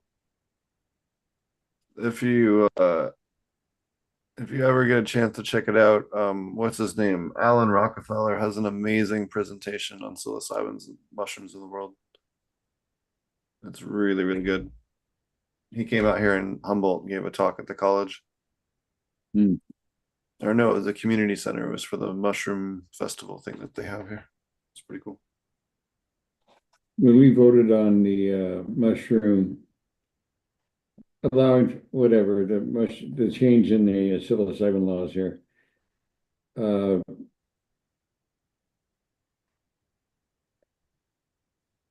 Paul Stamets came down and gave uh, a talk. I don't know what else you would call it. And they brought in a bunch of the people that were back in the Haight-Ashbury deal, the Ken Kesey crowd. What's the wife of Jerry Garcia? I can't think of her name right now. But anyway, so they had all these people from there. So it increased ticket sales. It was a fundraiser for this campaign to get psilocybin more legalized. It's not legalized, but it's more legal than it was before. You make a lot more money too, a pound of psilocybin than a pound of weed. So you can get easily 1,600 for a pound of dried, professionally dried. Hey, Wesson, have you took mushroom recently? I have not. I have not. It's been a good while. Have you ever grown mushroom? I have. I have a few times. Yes. Well, Yes. Yes, I've grown mushrooms. I've only done it one time where I had something already inoculated. Someone gave me that, but I did not know that I could get a second flush from it. So I took a couple mushroom and threw the rest in the garbage. That's pretty funny. Yeah, I know you can get like 4 flushes off of it. And the trick is You bet. for good flushes, one, like do more smaller containers and not big containers. Cause like if you're gonna have contamination, and you just have to accept throwing, away at least a small percentage of your stuff. It happens once in a while. It's not like an every week thing, Yep. but like it Yep. fucking happens. But what I found that helps them is if you also keep like a mycelium culture of like oyster mushrooms or lion's mane or just some other gourmet mushroom. And when after your second flush, after you soak it with water, take just a couple little bit, like just a small enough to like fill inside of like a 2 liter bottle cap amount, and then chop it up real fine, and just a tiny little bit, like half of the vertical volume, but like if you punch cut, mycelium amount that would fit in that, and then just lightly sprinkle it on top of your mycelial bed from your other one that you're fruiting, and because it detects an invader, it'll freak out and fruit real heavy on the third and fourth flushes compared to so you'll get much closer to like your first or second yield on your subsequent flushes because it's trying to like kill that other mycelium by dumping spores on it and like being And if you're- hyperactive and smothering it, so it'll fruit real hard. Let's say you're growing oyster mushrooms, one of the easier culinary mushrooms to grow. So you can get several flushes. Okay, but at some point it's done producing the mushroom, the seed holder. That mycelium, if you take that and put it on top of your soil, you'll greatly invigorate the health of that soil and therefore increase your yield. I don't care what you're growing. Oh yeah, it's great for compost and stuff. It's awesome. Oh, exactly that too. Because composting is driven by primarily bacteria. So by adding some fungi to it, a fungi colony attracts other fungi. And that's how one of the ways that it's building your soil is that you're making a fungi-friendly environment, if that makes sense. And it also helps deconstruct your amendments that you've used to make the elements in those amendments available to the plant's root system.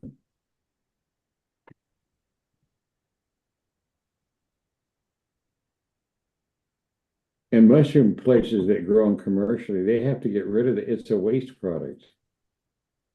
So you don't have to pay for it. If you just find a mushroom grower in your area and go talk to them and tell them you want the spent mycelium blocks.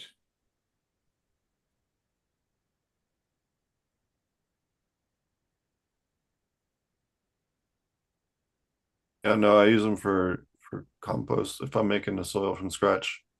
Then, Absolutely. definitely use it. Yep. Absolutely. Mushroom compost.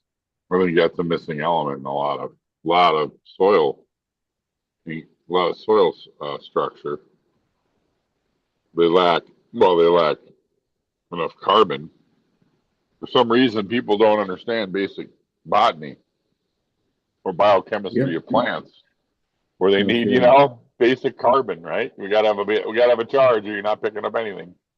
They just don't think about it, but they add everything else.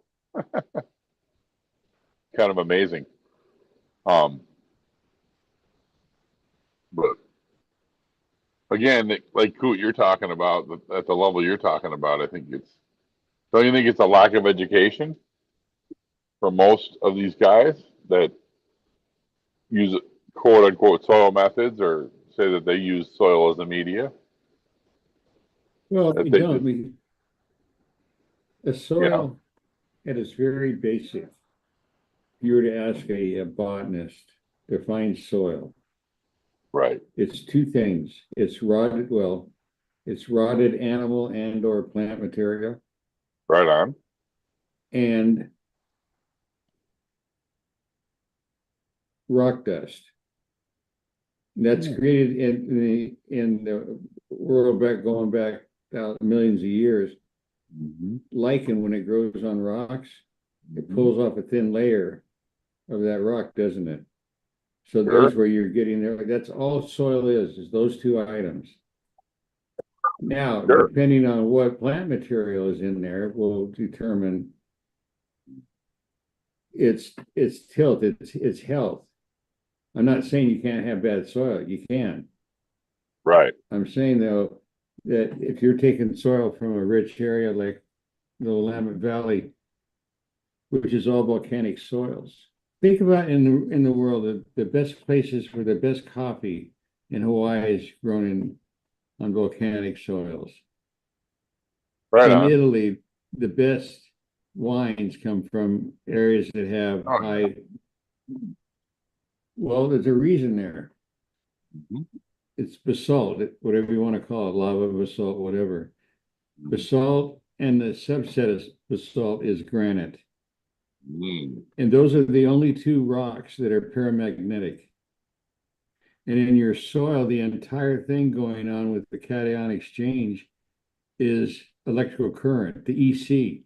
In hydroponics, you want a low EC, don't you? Because you don't Right. want those newts hanging around. No, you In want them organic moving soil, through. we want a really high EC.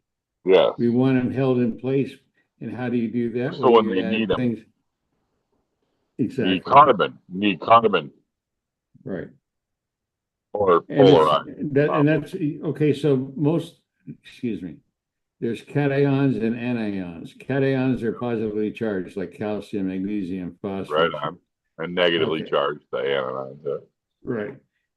Right on. So when you do your compost, what you want to do is in the second stage after the thermophilic and the mesophilic, which is like several months long, where you're adding things to rebuild the soil, you want to add clay because clay carries a negative charge.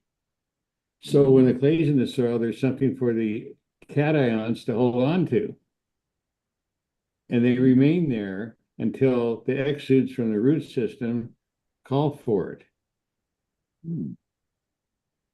The plant Sure. has two brain centers. One is your main root, and the other one is at the tips of the branches, the meristem. That Sure. controls all the terpene and terpenoid production in that plant are the meristems. All we got. So when people tell me, "Oh, I pull meristems because it makes the plant grow more round," it's this a cosmetic approach to growing is the bane of most growers.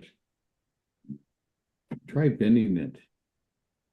It produces the same auxin. In other words, if you go and pull the meristem off the plant, right, now you get more lateral growth, don't you? Everybody knows that. But if you just bend it, and there's all kinds of ways to bend it, I don't want to get into that, but that automatically triggers the production of the same auxin that was produced when you pull the meristem off and remove the brain center. So you still get the lateral growth without setting the plant back several days. Yeah. Gotcha. It'd be That's like, smart. Yeah, I hear you. There's no science behind it. None whatsoever, except that the plant grows laterally. Yeah, I get it. Yeah, exactly. Oh yeah, no, it does. That's why people grow under nets. That's whatever you want to call it. You're controlling the canopy, aren't you? And that's Right. if that's the goal, then you don't have to butcher the plant up. Right. Because that's where the plant, where the decision is made on what terpenes and terpenoids are produced to fight off pathogenic fungi, to fight off herbivore insects. Right. That's how that works. So by removing it, why would you do that?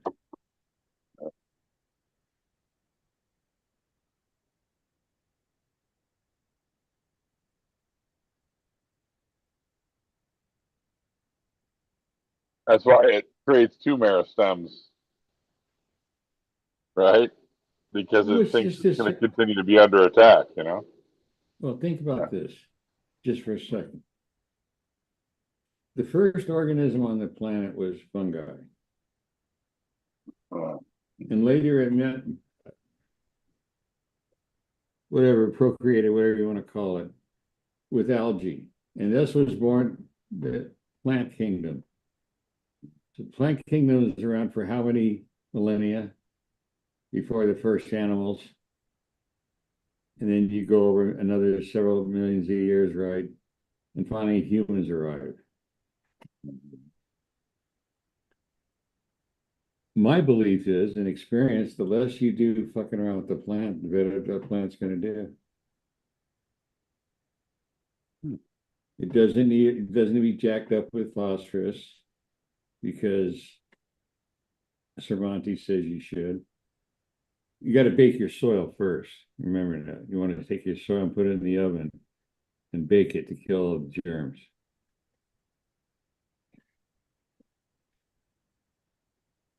Okay, Cervantes. Yeah. Whose real name is George Van Patten. Yeah, okay, Before George. Hey, George, did you see the big ovens they got out in the middle of the woods to bake all the soil and put her back down so stuff can grow? What a dipshit. it's just stupid. Fucking idiots. Well, that's like a lot of these guys that get hyper clean, right? For pathogens. What I say is, why don't we build up the immunity of the plants so that they have good microbes by having exposure to this shit? Bring the outside inside so that they can't fucking hurt you, hurt your plants, and that's what I do. I literally went out and collected, indigenous microorganisms like KNF teaches me, and brought it in here and put it in my into my bins, and I got no problems. You know what I mean? So, but That's fine. you know what I'm saying? You know? Yeah. So people, and you should see the plants I put outside. They've never grown outside, but they've grown in the soil that is inoculated with the stuff that with the soil they're living in. So Yep. yep. So it's like they were like they're at home and they're thriving like crazy.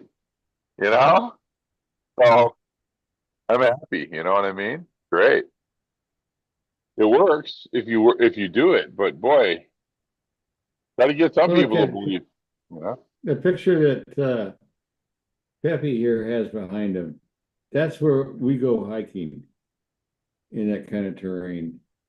And when you see the totality of it, the last thing plants need is humans dicking around with a jug of this and a jug of that and a hope and a dream and Right. I thought a good name for a line of products would be Equinuria, horse piss. I think that would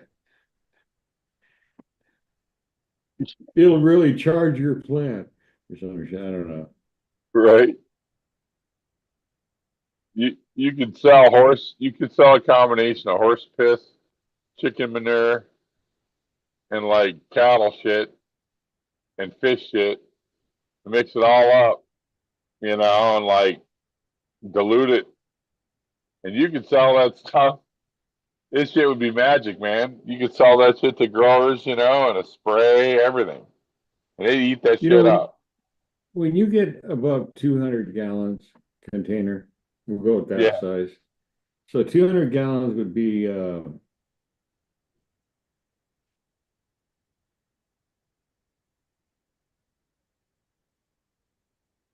just a second. Oh, it's all right. I'm waiting. I said 200 gallons, right? Right.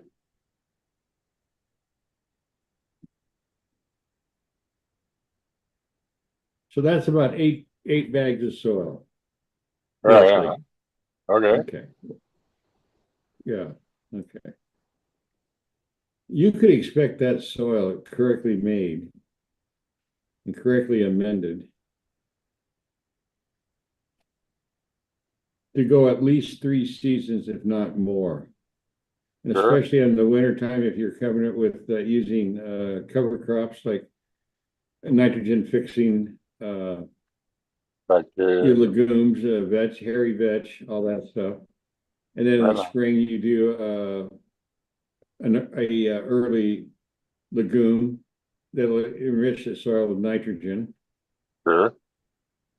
Okay, Okay, so it's not expensive. I mean, yeah, the initial outlay might be if you can't produce your own compost, but once it's set up, you're set to go for several You're home years. free.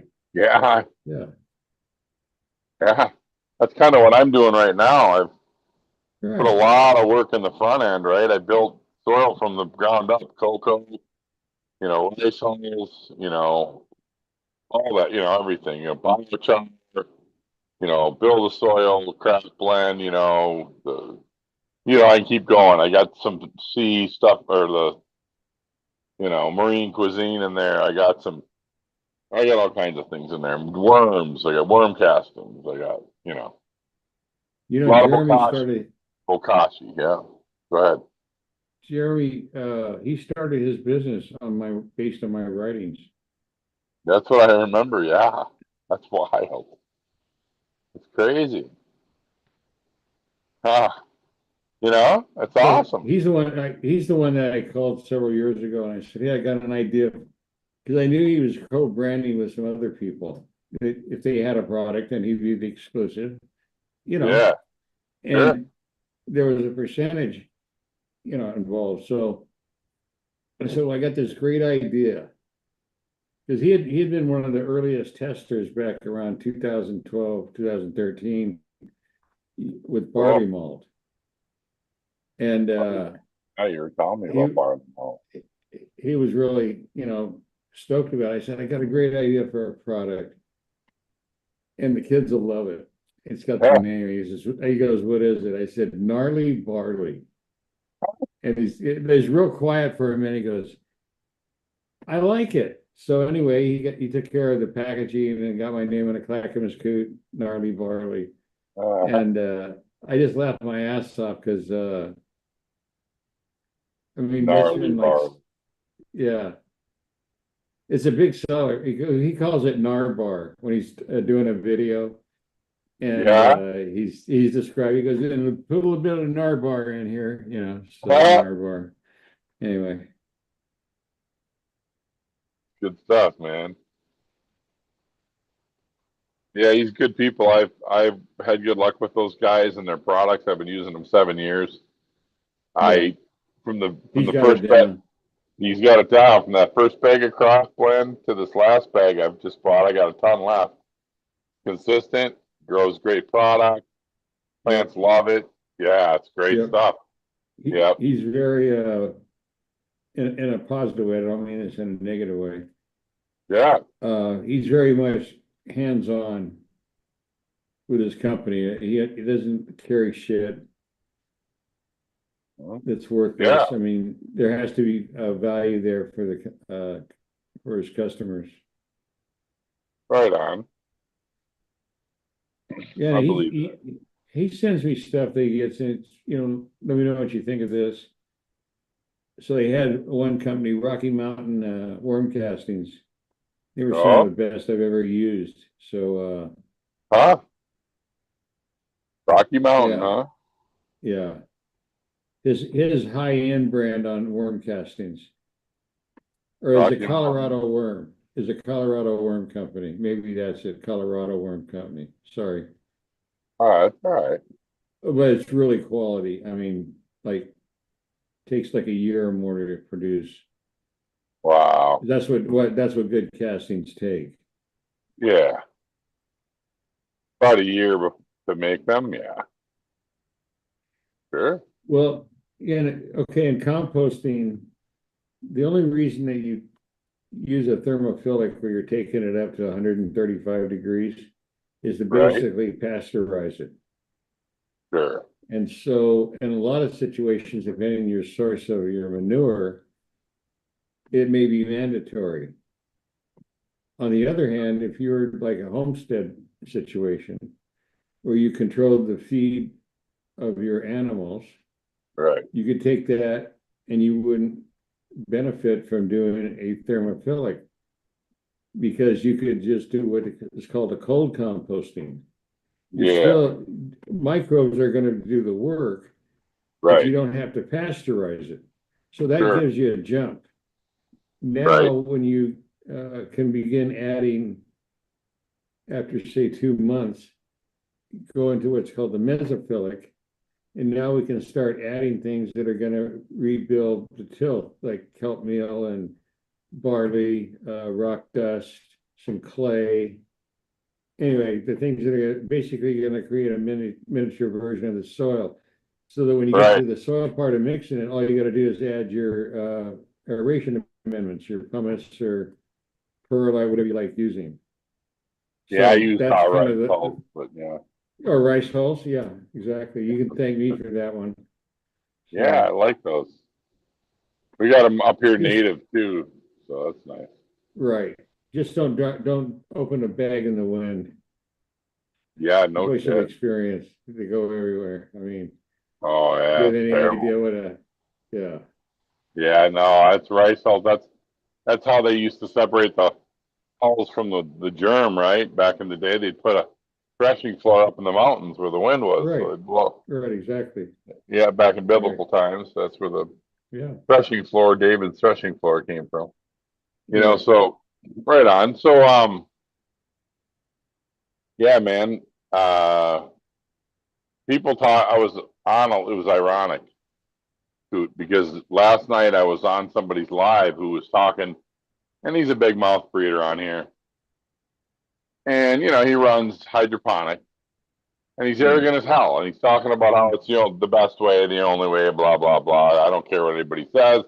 You guys are getting bugs in your stuff, blah blah blah blah blah. I just laugh, and how much easier it is, he says, right? And I thought to myself, let's see. You're going to create a completely artificial process to create an artificial response from a natural plant and tell me it's better than replicating what it gets in the natural environment, replicating everything. It doesn't make any damn sense. It's hilarious. Here's where his whole argument falls apart.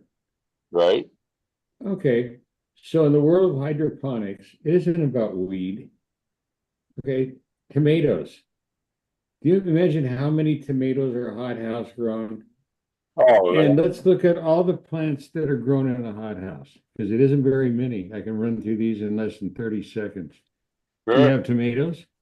You have Yeah. those horrible peppers that have no flavor, the orange, red, Yeah, those yellow. little shitty ones, Okay. those little shitty ones, yep.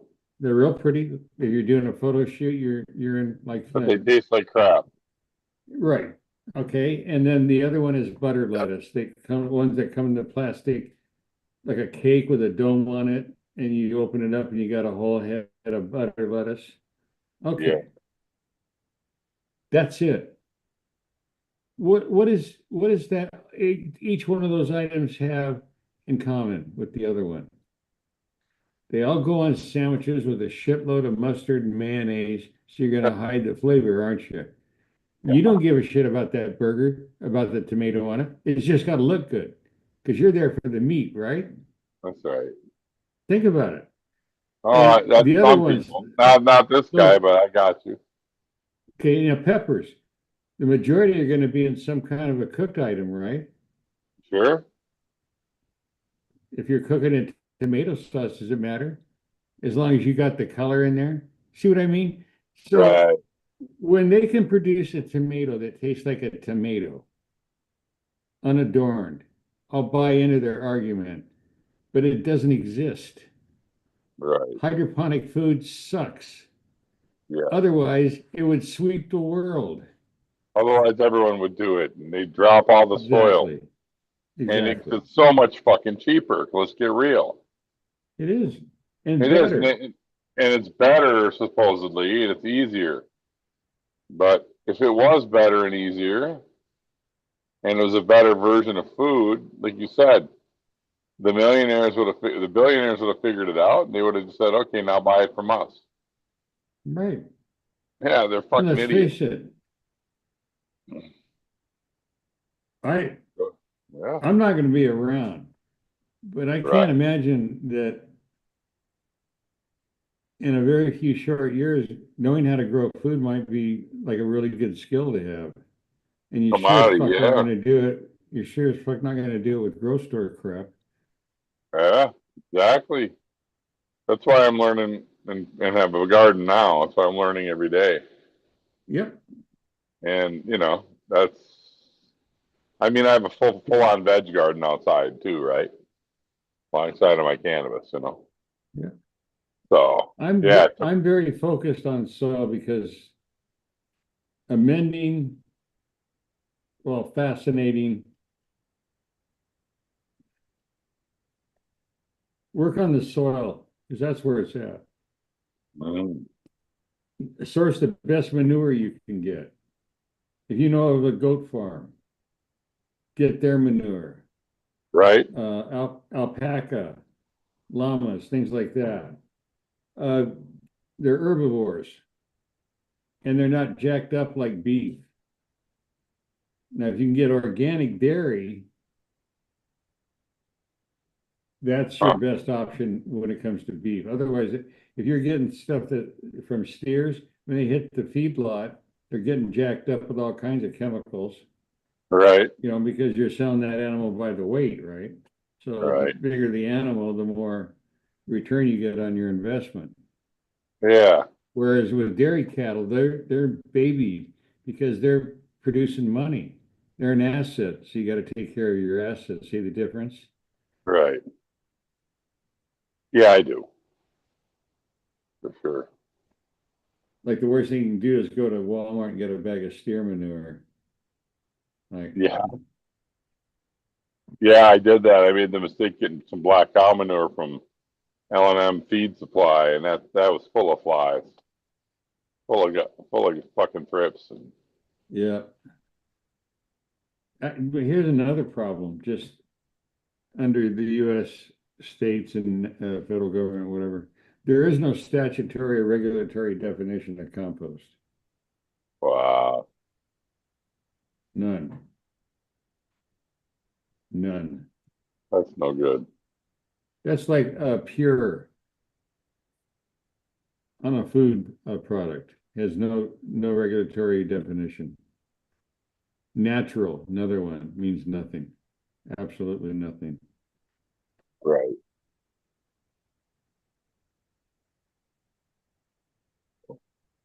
So if it's that loose in food, can you imagine how loose it is in fertilizers? Yeah. Right.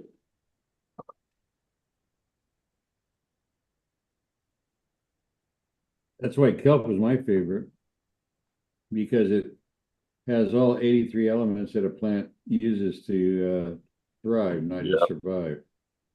I And use they're all in the kelp right magic. balance. Yeah, I use kelp magic. That's good stuff from flour. You know, that topical, the dry amendment, Neptune's Harvest, or Neptune's Harvest, it's called. Yeah.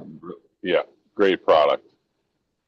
Well, your feed store should have dry kelp, which is what they feed livestock, chickens. Oh, sure. They might call it seaweed, dried seaweed, because they're selling to a different market, but it's all out of Nova Scotia. It's harvested out on the North Atlantic. Oh, wow. So you can really save money by buying a full bag. Right. Big money. Oh, you just grind it yourself? No. It's very fine. It's like ground coffee. Oh, It's it's that already consistency. ground up. Okay. Oh yeah. But here's all it is. They pull it out of the ocean. It's rinsed off to get the salt water off of it, and Right. then it's dried in the sun. Sure. And after it's dried, it's ground up to a consistent size and Right. bagged. So minimum processing. Nova Scotia is the big one. Acadian Sea Plants. They've Nice. well, almost all the kelp that's sold in North America can be traced back to them, regardless of what it says on the label. Right. So I'm just trying to save some money. Oh, no, it's cool. No, I just am, no problem. I just grind it down, you know, I do a busy day, you know, so it's where I work and I do the gardening in between, try to take care of the house. It's a lot, you know. You just scarfing some food, Bowden says. Yeah. There was a question earlier for Coot. Let me see if I can find it still. Hold on. Who's Joe Petrie? Yeah, about Joe Petrie. I honestly don't know. He did that in the Paul book or whatever. He did what? Hold on. The King of Nepal. King of Nepal, that's it. Oh, really? Wow. He's a fraud. Oh, okay. I don't know about him enough to have an opinion. Yeah, me too. I mean, I've seen the name and yeah, I no, I don't.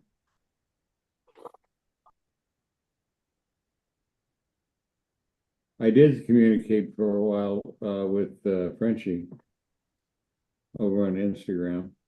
I had an account. So, What did you think of him? oh, he knows his shit. You know, I'm not a hash guy, but yeah, I mean, the guy really knows his shit. What kind of thing you were talking together? Well, we were talking about how some of the best hashes in the world are sativas, like Nepalese finger hash, and before the place got bombed out, uh, Bekaa Valley in Lebanon, red and blonde Lebanese hash, Moroccan hash. So yeah, stuff like that, you know. Because I kind of grew up on it was around Laguna Beach, the Brotherhood, Black Afghani and Pakistan, you know, the hash stuff from that part of the world.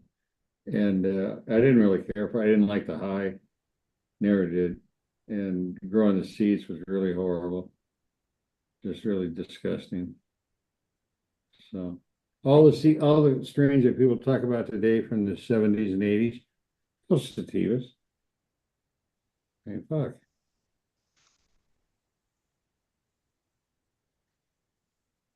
Panama Red, the first one that was like a big brand, you know, around what 1970, early 70s. Of course, having a song, you know, didn't hurt.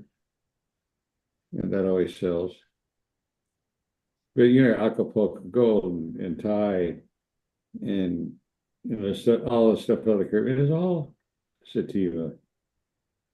The only thing that the indicas provided was a low canopy because we were growing in basements and shit. It wasn't because it was like really good. You could, you know, keep them low. You ever try to do a tie inside of a basement when they go 18 feet? You know, so that's how I got started.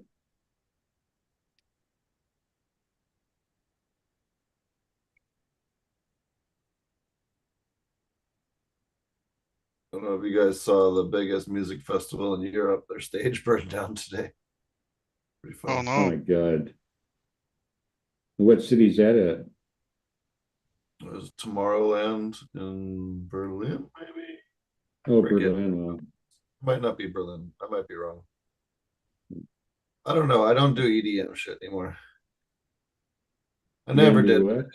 Help put on some audio stuff for a couple. It's a place called Tomorrowland. I don't know exactly what country. Not my Oh, cup of tea, but it was like a millions of dollars of main stage show that all just torched up because they had a malfunction with their what's it called, the pyrotechnics setup.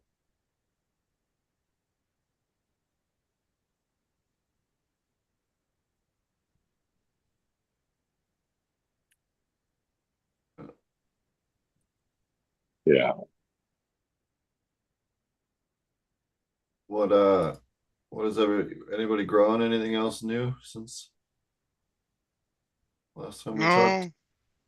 No. I've got some phyton killing my seedling, so I will have to go buy some brand new Pro Mix the next time I'm starting something.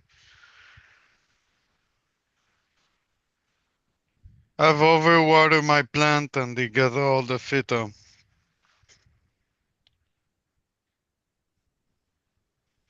So are you about to grow something, Patent? Yeah, we got a bunch of stuff about to get going. We've just been busy with all of our getting all the packaging stuff ready right now for launching all of our edible products and our antidote product and stuff. So just been working on that, and then working on the patent stuff, and yeah, just working on trying to lock down some of our antidote stuff.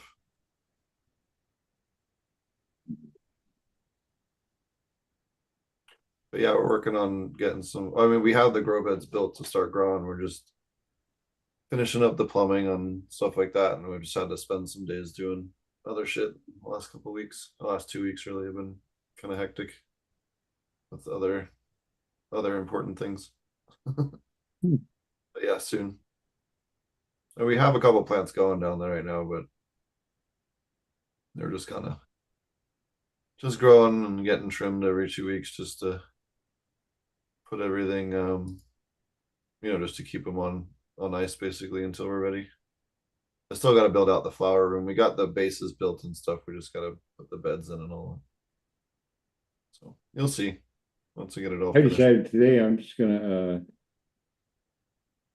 when I burn up what I got on hand, I'm just gonna go down and get a pound from people in Southern Oregon that I know that know what they're doing. It's less expensive. I mean, it's crazy. I don't have to grow anymore. So Yeah, with price at $25 an ounce, nobody need to oh grow no, anymore. no, you can get a pound for under 200. Shit. Yeah, it's ridiculous. It's ridiculous. It's crazy.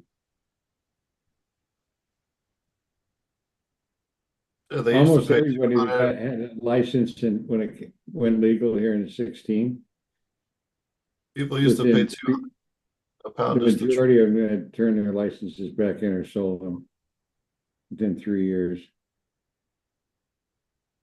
Humboldt's about to go in their Supreme Court case with the taxes because they were trying to hold, when people sold the property, they were trying to say that the new owner was now responsible for the unpaid cannabis fines. And they're like, no, fuck you.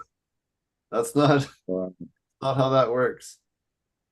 So It's fucked up here, but it's not that fucked up. Yeah, in Oregon. I mean, they are going. They have a Supreme Court case. It's literally a Supreme Court case that's going through the courts right now. you know that I got a list of all the states that produce recreational. We'll use that as the metric, and we're not even in the top 10.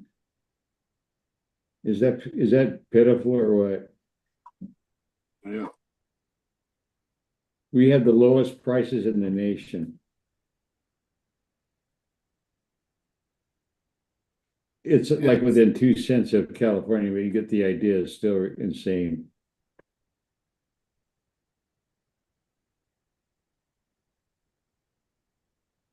Yeah, it's fucking crazy.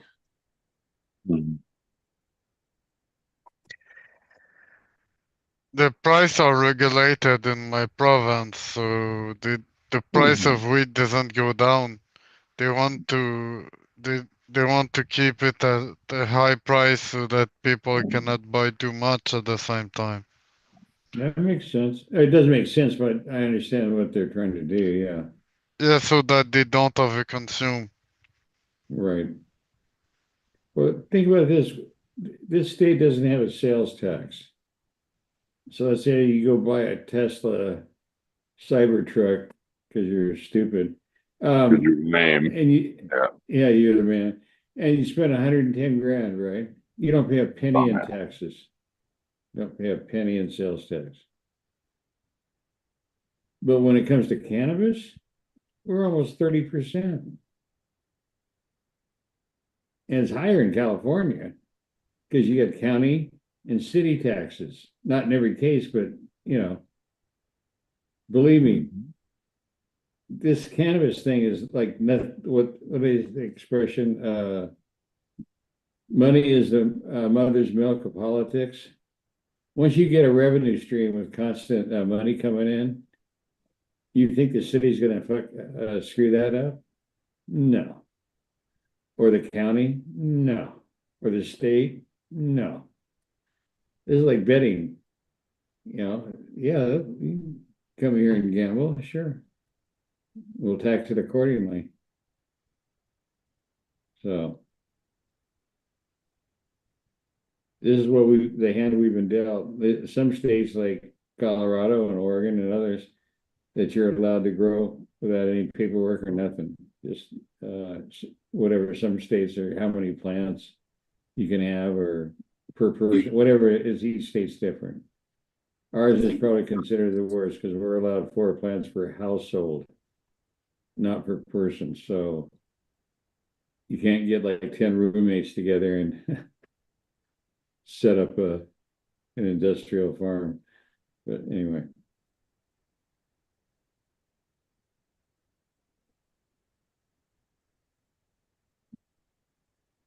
But 4 plants, if you do it right, I mean, shit, you got to get at least, 20 pounds? They're not trying to help you buy real estate.